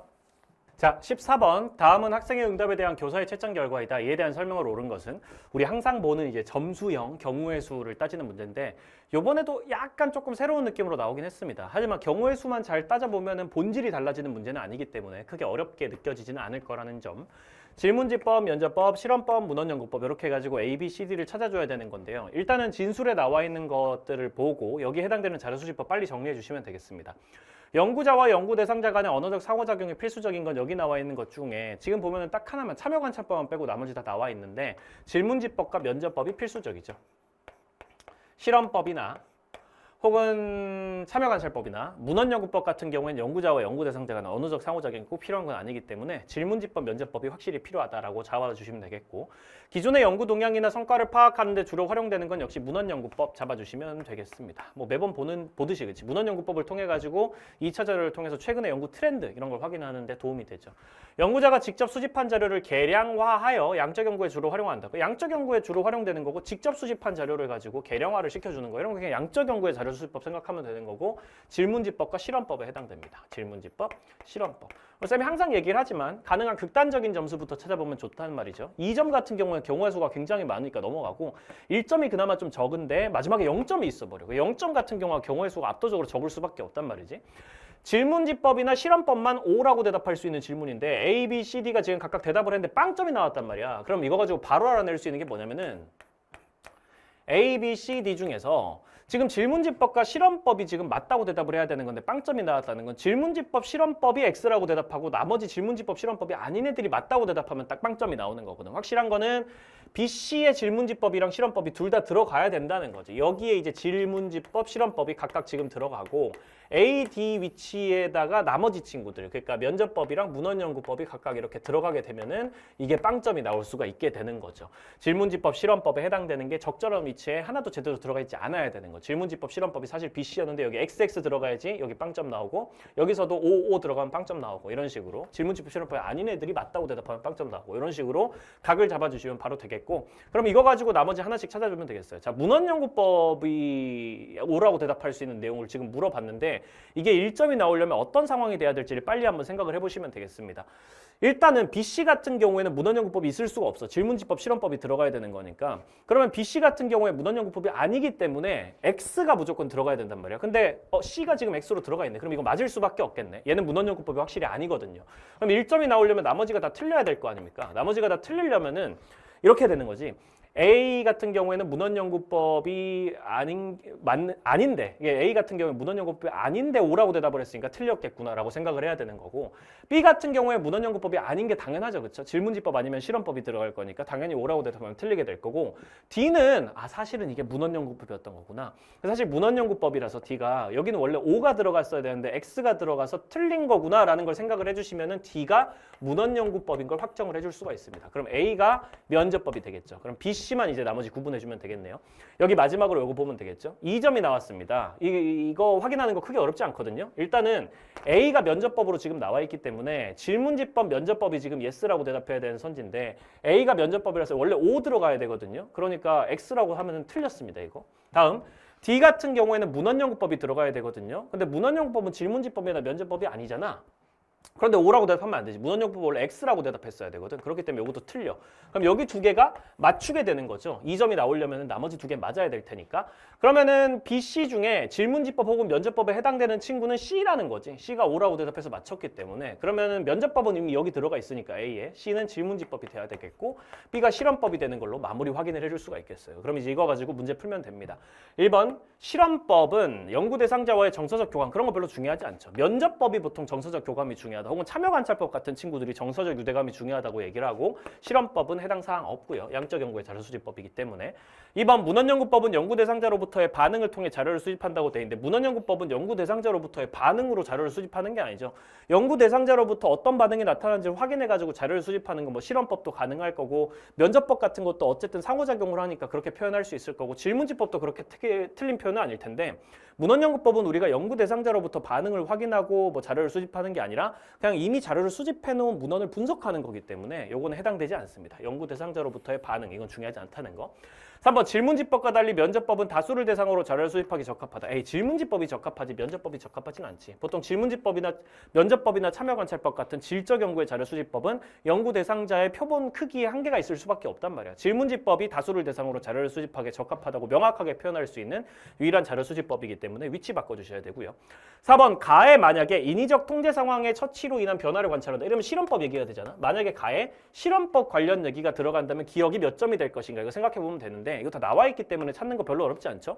가정을 머릿속에서 한번 해보는 거야. 가에 만약에 실험법만 맞는 내용이 들어간다면 어떻게 될까? 그러면 실험법만 O라고 들어가야 되고 나머지는 다 X라고 들어가야 돼요. 실험법이 정작 X라고 들어가 있잖아. 그럼 이거 틀렸고 실험법만 O라고 돼야 되고 나머지는 다 X라고 들어가야 되는 거니까 얘도 틀렸고 얘만 맞게 되는 거죠. 그럼 기억은 1점이 나오는 게 맞습니다. 정답이 4번이 되는 거고 이렇게 잡아주면 되겠고 두 번째 가정 5번 기억이 만약에 2점이라면 가에 현지에서 연구 대상자와 함께 생활하며 관심을 갖는 연구 현상 이건 참여관찰법이잖아. 그 사람들과 함께 참여해서 관찰하는 거 함께 생활하면서 실제성을 높게 가지는 그런 생생한 자료를 관찰하는 거에 해당이 되는 거니까 만약에 가에 참여관찰법 얘기가 들어가면 이 점이 과연 나올 것인가라고 생각하면 여기 참여관찰법이 없잖아. 그럼 싹 다 X가 들어가야 된단 말이야. 그럼 X라고 얘기한 것만 맞고 O라고 얘기한 건 다 틀리게 되겠지. 그러면 이 점으로 정확하게 들어가는 게 맞잖아. 근데 들어갈 수 없다라고 하면 안 되지. 들어갈 수 있다라고 해야지. 그렇기 때문에 정답은 4번 되겠습니다.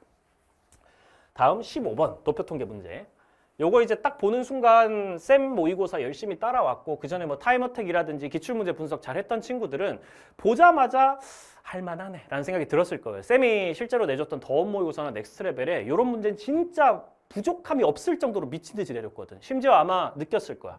쌤 모의고사가 훨씬 어려웠어. 이거보다는. 그래서 이거 보는 순간 이 정도면 충분히 할 수 있겠는데 지금까지 쌤이랑 훨씬 더 어려운 막 미지수 활용해가지고 푸는 문제까지 했는데 이 정도면 무난하겠다라는 생각이 들었으면은 이 문제는 쉽게 풀지 않았을까라고 생각이 좀 듭니다. 쌤도 사실 이 문제 나온 거 보고 약간 환호성을 질렀거든요. 이거 완벽하게 그냥 기출 문제에서 크게 벗어나지 않게 문제를 냈구나. 그럼 사실 제일 유리한 친구들은 기출을 기반으로 해가지고 문제를 내는 쌤 모의고사를 풀었던 친구들이겠다.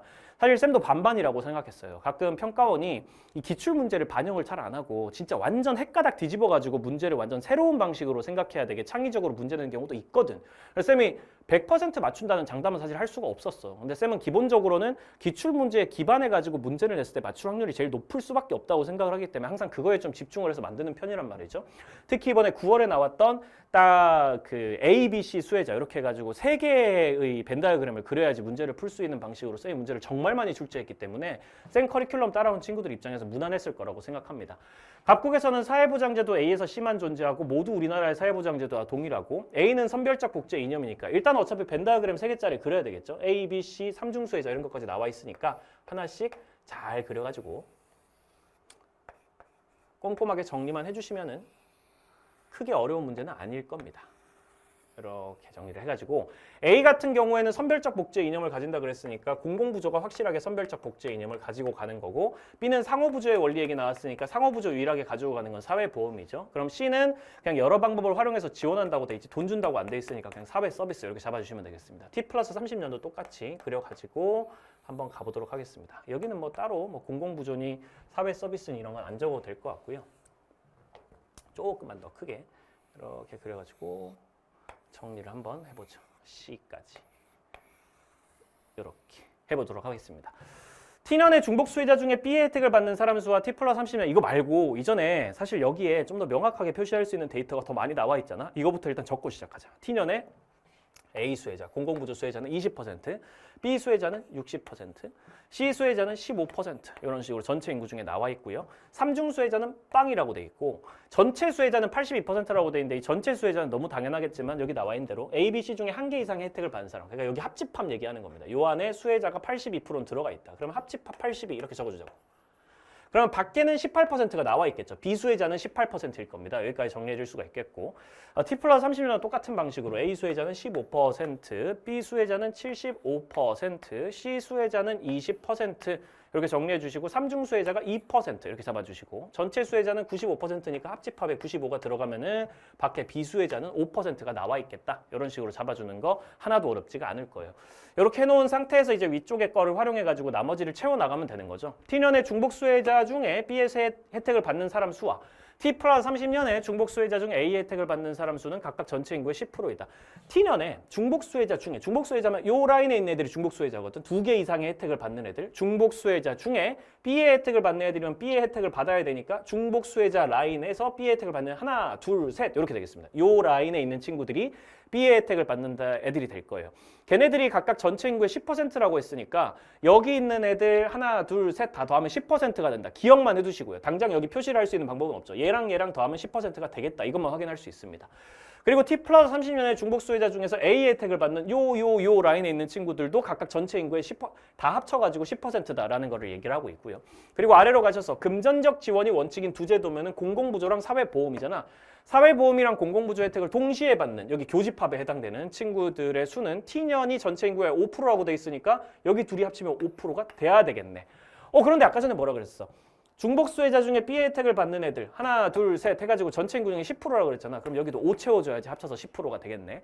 다음 T 플러스 30년에는 전체 인구 2%라고 돼 있습니다. 이번에 또 뭐야? 중복 수혜자, 공공부조랑 사회보험의 중복 수혜자 합쳐가지고 2%라고 돼 있다고. 그럼 여기 합쳐서 2% 나오려면 여긴 0 들어가야 되겠네. 그리고 아까 여기 합쳐. 아까 전에 지금 T 플러스 30년의 중복 수혜자 중에 A 혜택을 받는 애들 여기 합쳐가지고 10% 나온다고 여기 적혀 있었잖아요. 그럼 그거 바로 여기다가 8 이렇게 잡아주면 되겠죠. 그렇게 하면은 이제 여기서 채울 수 있는 것들이 꽤 많이 나타나죠. 그렇죠? 여기 있는 힌트들은 다 썼습니다. 여기 있는 힌트를 다 썼고 마지막에 이것만 남겨놓고 있어요. T년과 T 플러스 30년 전체 인구 통일하다. 위에 있는 것도 다 썼고 아래에 있는 것도 다 썼고 쓸 수 있는 거 다 썼고 남은 거 이거 딱 하나밖에 없습니다. 그럼 이제 이거 가지고 어떻게든 채워봐야 된다는 소리겠죠. 뭐 채우면 돼. 60에서 요 나머지 애들 빼주면 여기 얼마? 50 나오겠네. 여기는 합쳐가지고 15인데 15에서 여기 다 해가지고 10% 빼주면 여기는 5% 남겠네. 여기까지 채워줄 수가 있고 그리고 남은 부분들도 이제 채워줄 수가 있단 말이야. 크게 어려운 부분은 아니죠. 여기서 당장 어떻게 해주면 되겠어? 여기 합집합이 얼마야? 여기 전체 합집합이 80이란 말이야. 82에서 먼저 여기 A 부분을 쏙 하고 빼줍니다. 그러면 여기만 남겠죠. 그럼 82에서 여기 20을 빼주면 얼마 남아요? 62가 남는단 말이에요. 여기 다 합쳐가지고 55, X까지 더해가지고 62가 나와야 되니까 55에서 55를 빼주면 여기는 7 들어가야 되겠죠. 그래야 여기 다 합쳐가지고 62가 나올 테니까. 그럼 이제 하나씩 정리할 수 있잖아. 여기 합쳐가지고 15가 나와야 되니까 여기 둘이 합치면 12니까 여기는 3 들어가야 되겠네. 그래야지 합쳐가지고 15가 나오게끔 만들어줄 수가 있겠고 여기는 다 합쳐가지고 20이 나와야 되니까 여기서 8 빼주면 여기는 12만 들어가면 되겠네. 이렇게 정리해주면 되겠습니다. 똑같은 방식으로 여기서도 바로 가보면은 여기서 지금 전체 합집합이 95인데 거기서 이번에는 75를 한번 빼볼까? 여기 75를 빼주면은 얼마가 남아요? 여기 더해가지고 95 합집합 전체에서 요 부분 75를 빼주면 20이 남잖아. 여기 더해서 20이 나온다는 소리지. 그럼 5랑 8이랑 더하면 13이니까 여기는 7 들어가야 되겠고 그럼 여기 둘이 더해가지고 15고 여기까지 하면 17이니까 여기 합쳐서 20 나오게 하려면은 여기는 3이 들어가야 되겠네. 그리고 여긴 다 합쳐서 75가 나와야 되니까 여기는 70 딱 들어가면 될 거고 그래야지 다 더해서 75 나오니까 이렇게 정리해주면은 모든 연도에 모든 위치에 있는 벤 다이어그램 속에 정리가 다 끝났고 바로 문제 풀면 되는 거죠. 요거 기억하시고 T년과 T 플러스 30년에 전체 인구가 똑같다고 했으니까 전체 인구 1대 1로 잡아주시고 그거 가지고 문제 풀면 되는 거죠. 그냥 여기 있는 퍼센트가 그냥 사람 숫자다라고 생각하고 비교해도 아무 상관이 없는 거죠. 1번 T년의 공공부조의 혜택만을 받는 사람 수는 사회 서비스 혜택만을 받는 사람 수보다 적다. T년의 공공부조 혜택만 받는 사람 수는 12명. 여기 12%라고 나와 있는 거.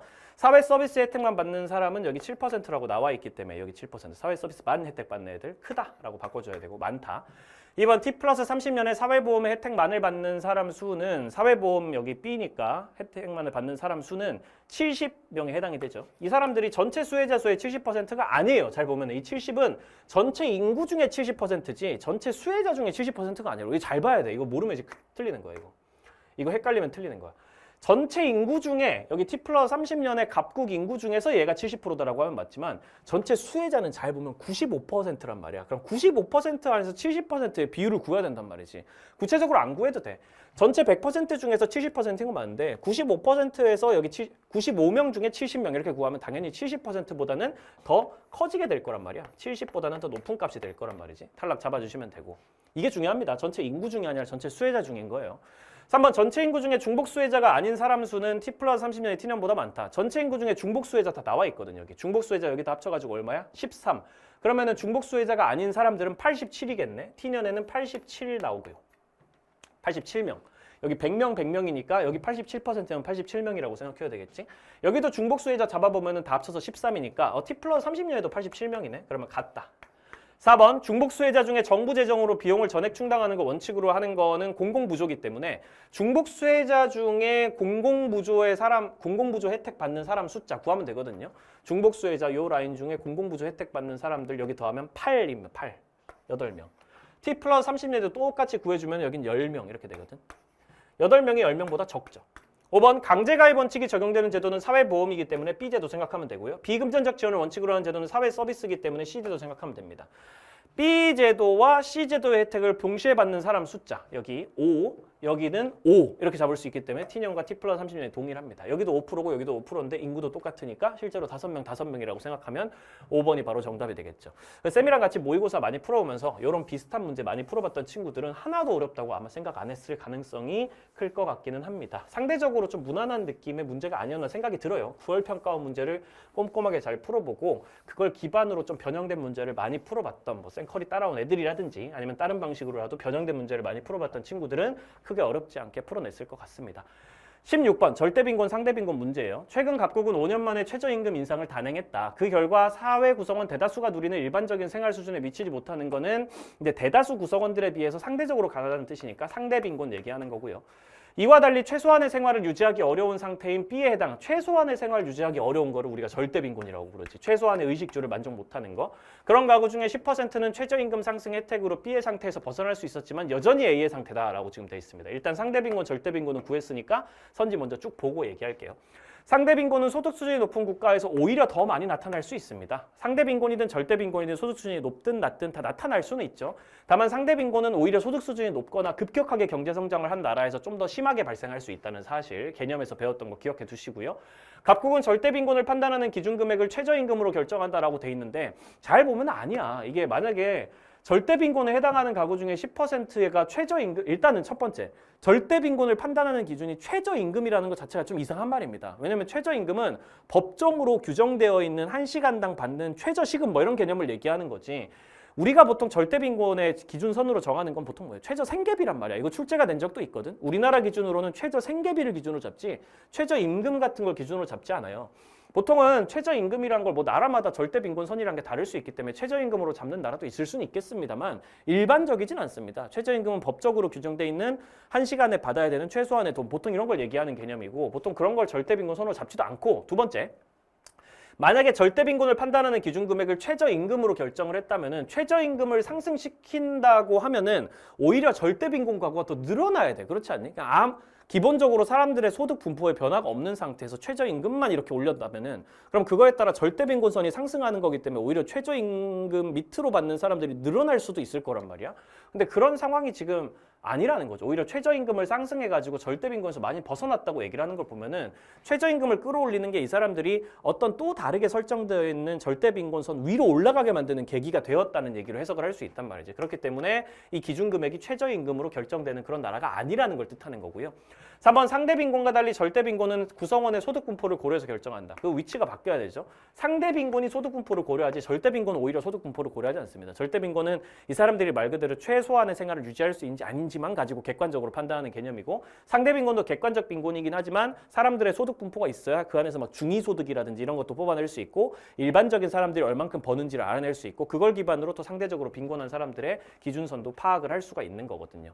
4번 절대빈곤과 달리 상대빈곤은 자신의 소득이 평균적인 생활 수준에 미치지 못한다고 스스로 생각하는 상태. 쌤이 엄청 강조했지. 스스로 생각하는 거는 주관적 빈곤이야.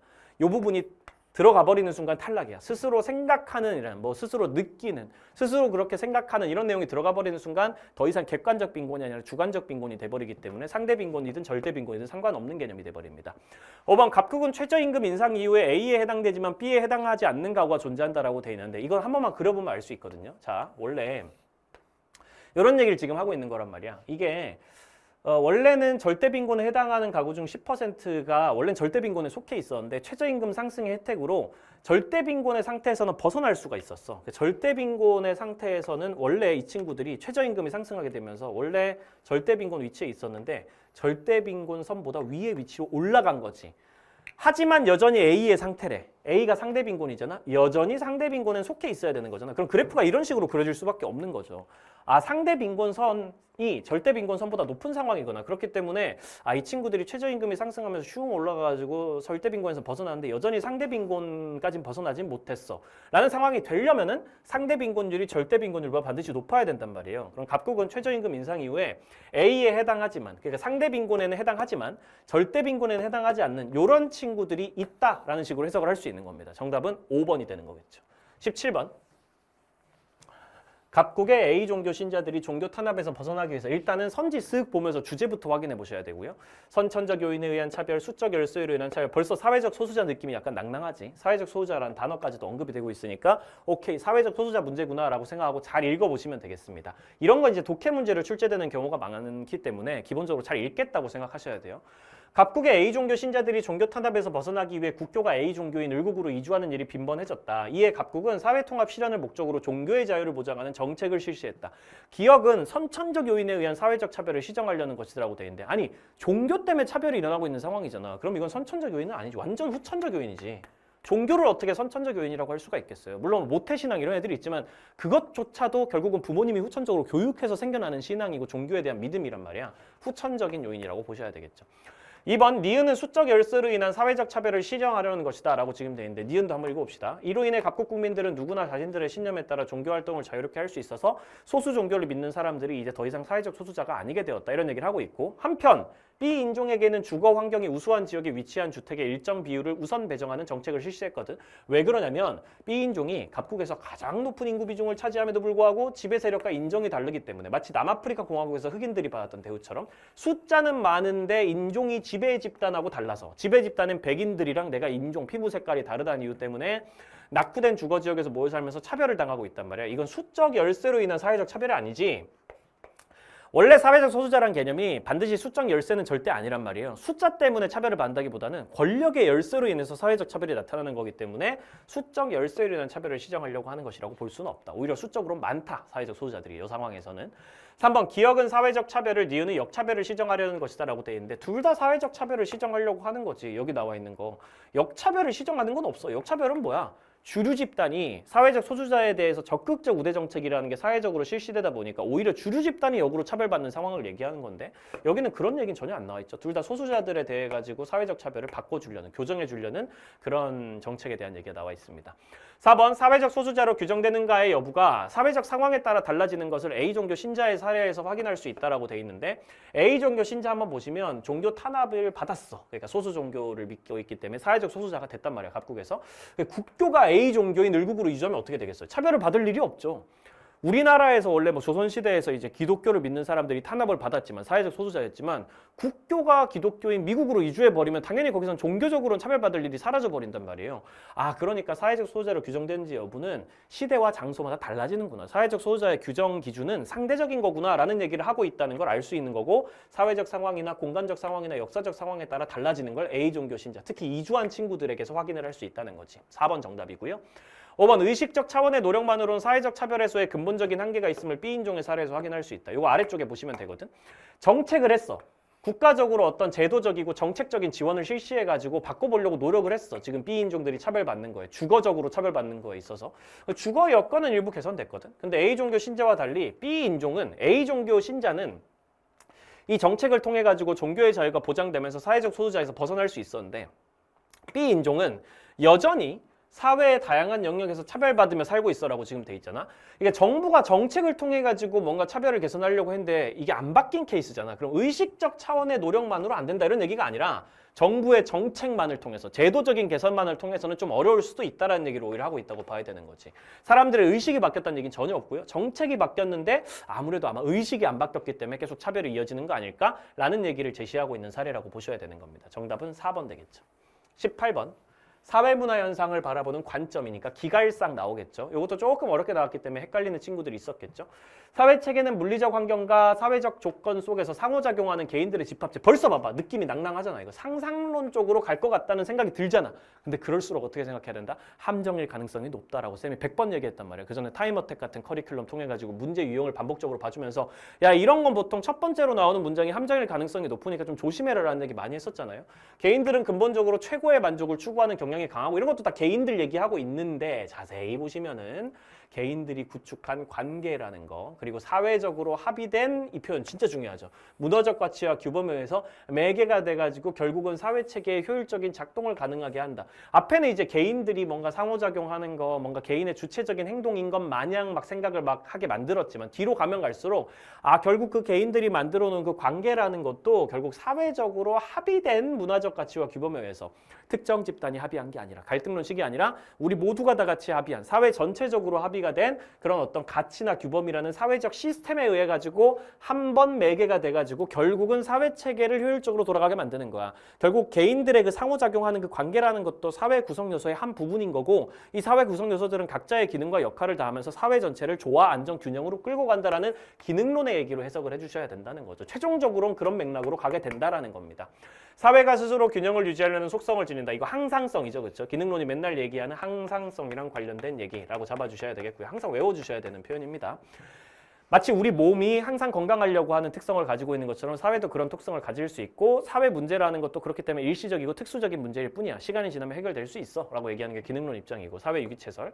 개인이 현상에 의미를 부여하는 자율적 주체다. 이거 상상론 얘기이기 때문에 탈락이고 지배 집단의 이익을 대변하는 논리로 활용될 수 있다. 이거 기능론 입장이죠. 아무래도 기능론이 좀 지금 현재 사회 시스템이 좀 안정적이고 조화롭고 효율적이라고 보기 때문에 사회가 바뀌는 걸 별로 안 좋아하고 좀 보수주의적인 입장을 띠고 그러다 보면 갈등론 같은 입장에 의해서 야 니넨 지배 집단한테만 좋은 일 하고 있는 거야 라는 공격을 받을 수 있다는 거. 개별 구성원에 대한 사회 구조의 영향력을 간과한다. 이것도 전형적인 미시적 관점에 해당되는 상상론의 특징이죠. 거시적 관점이 가지고 있는 건 사회 구조의 영향력을 간과하고 개인의 능동성을 사회 구조의 영향력을 강조하고 거시적 관점, 기능론 갈등론은 개인들의 주체성을 간과하고 상상론 미시적 관점은 반대로 구조의 영향력을 간과하고 개인의 능동성을 강조하는 그런 특징을 가지고 있기 때문에 정답은 2번으로 마무리해 줄 수가 있겠습니다. 19번. 최근 땡땡 자원 채굴 과정에서 약소국 국민들은 노동에 대한 정당한 대가를 받지 못하고 있고 어쩌고저쩌고 돼 있는데 이것도 선지 먼저 보자고. 쓱 가보면은 사회운동 얘기 나와 있고 전지구적 문제 얘기도 나와 있고 좀 섞여 있네요. 그러면 꼼꼼하게 제시문 독해하면서 문제 풀어보도록 하겠습니다. 최근 땡땡 자원 채굴 과정에서 약소국 국민들은 노동에 대한 정당한 대가를 받지 못하고 채굴할 때 발생하는 환경오염의 피해를 고스란히 받고 있다. 근데 이쯤 읽다가 이제 아래쪽으로 쓱 내려보면은 가단체와 나단체의 국가 간 불평등의 원인에 대한 주장에서 사회 불평등을 바라보는 관점을 확인할 수 있다고 돼 있는데 이것도 제목 기억해야 돼. 사회 불평등을 바라보는 관점은 기능론 아니면 갈등론이 보통 문제로 나온단 말이지. 그럼 기갈 중에 뭘까라고 생각해보면 약소국이 강대국에 경제적으로 종속되고 약소국 국민들이 노동에 대해서 정당한 대가를 받지 못하고 환경오염의 피해를 고스란히 약자들이 뒤집어쓰고 이런 게 다 착취당하고 억압당한다는 얘기잖아. 그럼 A 관점은 갈등론이겠네 라는 것까지 확인을 해줄 수가 있다는 거지. 갈등론은 불평등을 피할 수 없는 필연적인 현상으로 보지 않습니다. 혁명으로 극복할 수 있다고 보죠. 기능론이 불평등을 필연적이고 오히려 사회의 필수 불가결한 개념으로 보는 입장이고 갈등론은 그렇지 않다. 1번 선지 바로 날려줄 수 있고요. 어쨌든 가단체와 나단체는 결국은 이제 갈등론적인 시각으로 약소국이 강대국에 경제적으로 종속된 맥락에서 여러 가지 환경오염의 피해 같은 것도 나타난다고 얘기를 하고 있거든. 가단체가 자원 채굴로 인한 생태계 파괴를 지적하고 각국 정부의 국제기구가 마련하고 있는 협약에 좀 동참해라 라는 거를 촉구하고 있고 물리력을 활용해가지고 심지어 폭력을 써서까지 시위를 지속적으로 전개하고 있다고 돼 있는데 어쨌든 뚜렷한 목적도 있고 집단이 나서가지고 공식 조직의 형태로 나서가지고 분업 같은 것도 이루어져 있는 걸로 보이고 지속적으로 꾸준하게 이루어지고 있고 방법도 되게 명확합니다. 물리력을 활용하든 폭력을 뭐 사용한다고 해서 사회운동이 아닌 건 아니거든요. 어쨌든 여러모로 지금 뭔가 시위 같은 걸 하고 있는 사회운동을 하고 있는 모습이 되는 거고요. 기업은 한정된 자원으로 인해 발생한 국가 간 물리적 충돌을 해결하려고 한다? 아니 자원 문제 때문에 물리적 충돌이 일어날 수는 있지만 여기 나와 있는 건 아니잖아. 생태계 파괴가 문제라는 거지. 언제 뭐 국가 간 물리적 충돌을 해결하려고 한 적은 없거든. 전쟁 같은 걸 해결하려고 하는 건 아니니까. 3번 니은은 세계 시민의식을 바탕으로 지속 가능한 사회를 만들어가려는 사회운동이다라고 돼 있는데 미래 세대의 삶을 좀 이어가기 위해 가지고 지구 환경 파괴하는 기업의 제품에 대해서 불매운동하고 지구촌 문제에 좀 관심 가지라고 사람들에게 꾸준히 호소하고 다 사회운동 맞죠? 그렇죠? 지속적으로 뚜렷한 목적을 가지고 신념 기반으로 공식 조직의 형태로 분업도 이루어지면서 하고 있는 걸로 단체가 움직이고 있는 것도 맞습니다. 집단적으로 움직이고 있는 것도 계획적으로 움직이는 것도 맞는 걸로 보이죠. 세계 시민의식이라는 게 뭐예요? 내가 한 명의 그냥 한 국가 속의 시민만이 아니라 전 세계를 공유하는 세계 시민으로서 우리 지구라는 환경을 좀 지켜나가고 좀 지속 가능하게 중간에 막 우리 사회가 가다같이 무너지지 않게 환경 문제로 다들 물에 잠기고 이런 일이 벌어지지 않게 지속 가능한 발전 소위 말하는 Sustainable Development를 위해 가지고 사회운동을 해나가고 있는 과정 맞잖아. 결국 미래 세대도 살아갈 수 있게 환경 파괴하지 말아라는 얘기가 딱 이런 거랑 연결이 돼 있는 얘기거든. 3번이 정답이고요. 4번 가단체는 전지구적 문제를 국가들의 개별적인 활동으로 해결하려고 하는 게 아니야. 잘 보면은 국제기구가 마련하는 협약에 동참할 걸 촉구하고 있기 때문에 개별적인 활동으로 해결하자기보다는 우리가 다 같이 연대해가지고 협동해가지고 해결하자는 입장인 거고 5번 나단체는 국제기구의 제재를 통해 지구 환경 문제를 해결하려고 하는 게 아니라 소비자들이 불매운동을 해가지고 이 기업들이 환경 문제에 관심을 가지게끔 노력을 한번 해보자는 거잖아. 국제기구의 제재라는 걸 통해서가 아니라 우리가 소비자의 제재 혹은 소비자들의 활동을 통해가지고 뭔가 상황을 좀 바꿔보려고 노력하고 있기 때문에 5번은 틀리게 되는 거겠습니다. 정답은 3번이었고요. 크게 어려운 문제는 아니었네요. 20번 마지막 인구 부양비 문제. 요것도 이제 쌤이 거의 똑같이 생긴 문제를 지금까지 정말 많이 내줬기 때문에 쌤 수업 잘 들어온 친구들 별로 어렵다고 느끼지 않았을 거예요. 일단 갑국이랑 을국에서 전체 인구가 연도별로 막 바뀌는 거 그런 거 알려주고 있고 총부양비 노령화지수 줬으면 사실 뭐야? 이거 100% 기준으로 쌤이 이거 진짜 많이 얘기했거든. 총부양비랑 노령화 지수가 있으면 전체 인구 100% 기준으로 퍼센트를 다 정리할 수 있단 말이야. 비율들 다 정리할 수 있고. 아, 오케이. 그러면 갑국에서 T년이랑 T 플러스 50년으로 갈 때, 그리고 을국에서 T년에서 T 플러스 50년으로 갈 때 유부노 총이, 유소년 인구, 부양 인구, 노인 인구, 총 인구가 어떻게 바뀌는지를 한번 잘 정리를 해보도록 하겠습니다. 별로 어렵지 않아요.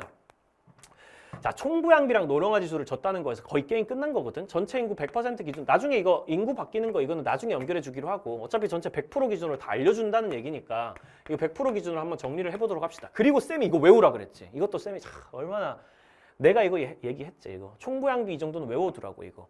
150, 25 이런 식으로 나오는 거 있잖아. 총부양비의 숫자들이 몇 개가 정해져 있단 말이야. 사실상 전체 인구 100% 기준으로 잡았을 때 총 인구의 퍼센트가 부양 인구 중에 총 인구의 퍼센트가 정확하게 퍼센트로 딱 예쁘게 나오는 숫자들이 총부양비가 정해져 있다고. 25가 있고 100이 있고 150이 있고 300이 있고 400이 있습니다. 그 정도는 외워두면은 되게 편하다고 많이 말씀을 드렸죠. 기억 안 나시는 친구들은 꼭 킬더킬러 가가지고 찾아보시길 하고요. 킬더킬러 커리큘럼에서 쌤이 얘기해주는 부분이기도 하니까. 일단 총부양비라는 건 결국 부양인구분의 유소년인구 더하기 노인인구고 노령화 지수는 유소년인구분의 노인인구이기 때문에 좀 보기 쉽게 정리를 해드리면 뭐 이렇습니다. 결국 총부양비라는 건 부양인구가 100명 있을 때 유 더하기 노 해가지고 150명 나온다는 소리잖아요. 그럼 100대 150, 그러니까 비율로 따지면 2대 3이 되겠고 을국 같은 경우에는 25니까 100대 25, 그러니까 4대 1이 되겠습니다. 그러면 전체 인구 중 어차피 유분호가 다 들어가 있는데 이 비율 안에 여기 전체 100%가 다 들어가 있는데 전체 100% 중에서 3대 2로 나눠가지고 부양인구가 2 가져간다는 소리거든. 그러면 5분의 2를 해주면 돼. 5분의 2가 얼마야? 40%잖아. 60%, 40% 이렇게 나눠 가진다는 거거든. 그러니까 총인구 중에 부양인구가 40% 가져간다라고 해석을 해주시면 되는 거고 을국 같은 경우에는 여기 20%, 80% 나눠 가진다는 거거든. 5분의 4 이렇게 잡아주면 그게 5분의 4가 부양인구가 가져간다는 소리니까 전체 인구 중에 80%를 부양인구가 가져간다는 소리거든요. 80%, 20% 나눠지고 40%, 60% 나눠지고 요 안에 유분호 100%가 다 들어가 있기에 이런 식으로 나눌 수가 있다는 거죠. 똑같이 노령화 지수 접근해주면 유소년 인구 100명 있을 때 노인 인구가 몇 명 있는가 이거 물어보는 거니까 100명 있을 때 200명 있다. 그럼 1대 2인 거고 유소년 인구 대 노인 인구가 1대 2 잡아주면 되겠고요. 여기는 100대 100이니까 그냥 1대 1 잡아주면 되겠네요. 그러면 정리해주면 됩니다. 이거 1대 2로 나눠주고 여기는 1대 1로 나눠주고 그렇게 하면 되는 거죠. 너무너무 쉽죠. 여기는 10, 10이고 여기는 여기 합쳐가지고 60이니까 20, 40 되겠네요. 이렇게 정리해주면은 100% 기준으로 T년의 갑국과 을국의 정리가 다 끝납니다. 그리고 그 다음에 T년 대비 T 플러스 50년에 마침 전체 인구 중에 유소년 인구 비율이 어떻게 바뀌는지 전체 인구 중에 유소년 인구 비율이 어떻게 바뀌는지 전체 인구 중에 부양 인구 비율이 어떻게 바뀌는지 예쁘게 다 나와 있기 때문에 이것도 미리 다 정리를 해줄 수가 있겠죠. 그냥 감소했다 변화 없음 이렇게 해놨으니까 그거 가지고 정리만 해주면 되겠네요. T년 대비 T 플러스 50년에 감소했다. 전체 인구 중에 유소년 인구 비율이 감소했다. 그 20%에서 떨어졌다라는 소리를 해석을 해주면 되겠지. 전체 인구 중에 유소년 인구 비율은 감소 이렇게 잡아주면 되겠습니다. 뭐 마이너스 A 이렇게 표현해도 되겠고 떨어졌다 이렇게 표현해도 되겠는데 사실 뭐 여기서는 알려주는 게 그 정보가 그렇게 복잡하진 않거든요. 보면 알겠지만 여기 T년 대비 T 플러스 50년에 부양인구 비율은 변화가 없단 말이에요. 그럼 부양인구 비율은 40%로 고정이란 말이야. 근데 유소년 인구 비율이 전체 인구 중에서 감소했어. 20%에서 감소했어. 부양인구 비율은 변화 없는데 40으로 그대로 있는데 얘가 감소했어. 그럼 얘는 어떻게 될까? 40에서 올라가겠죠 뭐. 그냥 이런 정도만 표시하면 되는 거기 때문에 어차피 마이너스 A로 표시한다고 해도 20 마이너스 A, 40 플러스 A 뭐 이런 식으로밖에 표시 못하거든요. 이렇게만 해도 크게 문제 없겠습니다. 그리고 을국 같은 경우에 똑같은 방식으로 접근을 해보시면 을국은 유소년 인구 비율이 변화가 없어. 전체 인구 중에 유소년 인구 비율이 변화가 없어. 그대로 10%로 가는 거지. 그리고 부양인구 비율은 감소한단 말이야. 부양인구 비율은 80%에서 떨어진단 말이야. 그러면은 노인인구 비율은 10%에서 올라가겠죠. 어차피 남은 90%를 나눠 먹는 관계다 보니까 얘가 가만히 있으면 얘가 떨어지면 얘는 올라갈 수밖에 없죠. 정확히 얘가 떨어진 퍼센트 포인트만큼 얘가 퍼센트 포인트로 올라갔겠죠.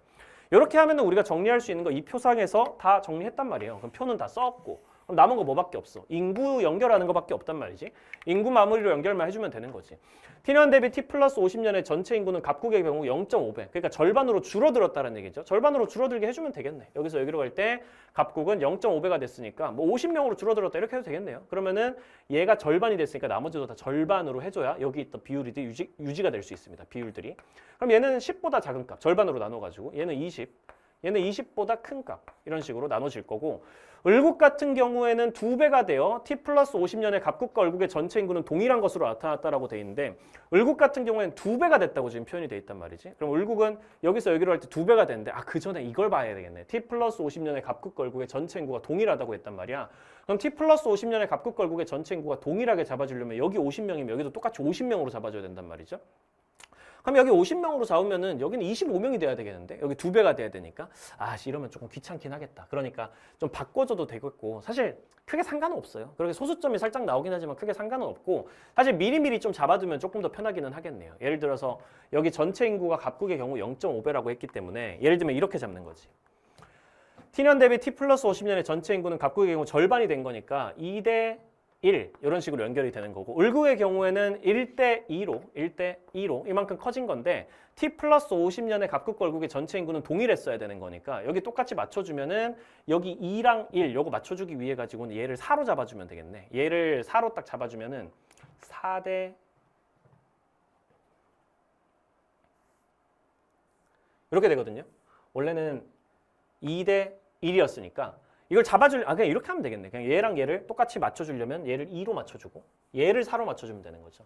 얘를 4로 맞춰주고 얘를 2로 맞춰주는 거네. 그렇게 하면은 얘랑 얘는 똑같은 값이 됐고 얘는 2배가 됐고 얘는 0.5배가 되니까 오케이 이렇게 잡으면 되겠네. 얘를 400명으로 맞춰주고 얘는 200명으로 맞춰주고 얘는 100명, 얘는 200명으로 맞춰주면 제일 예쁘게 정리를 할 수가 있겠네요.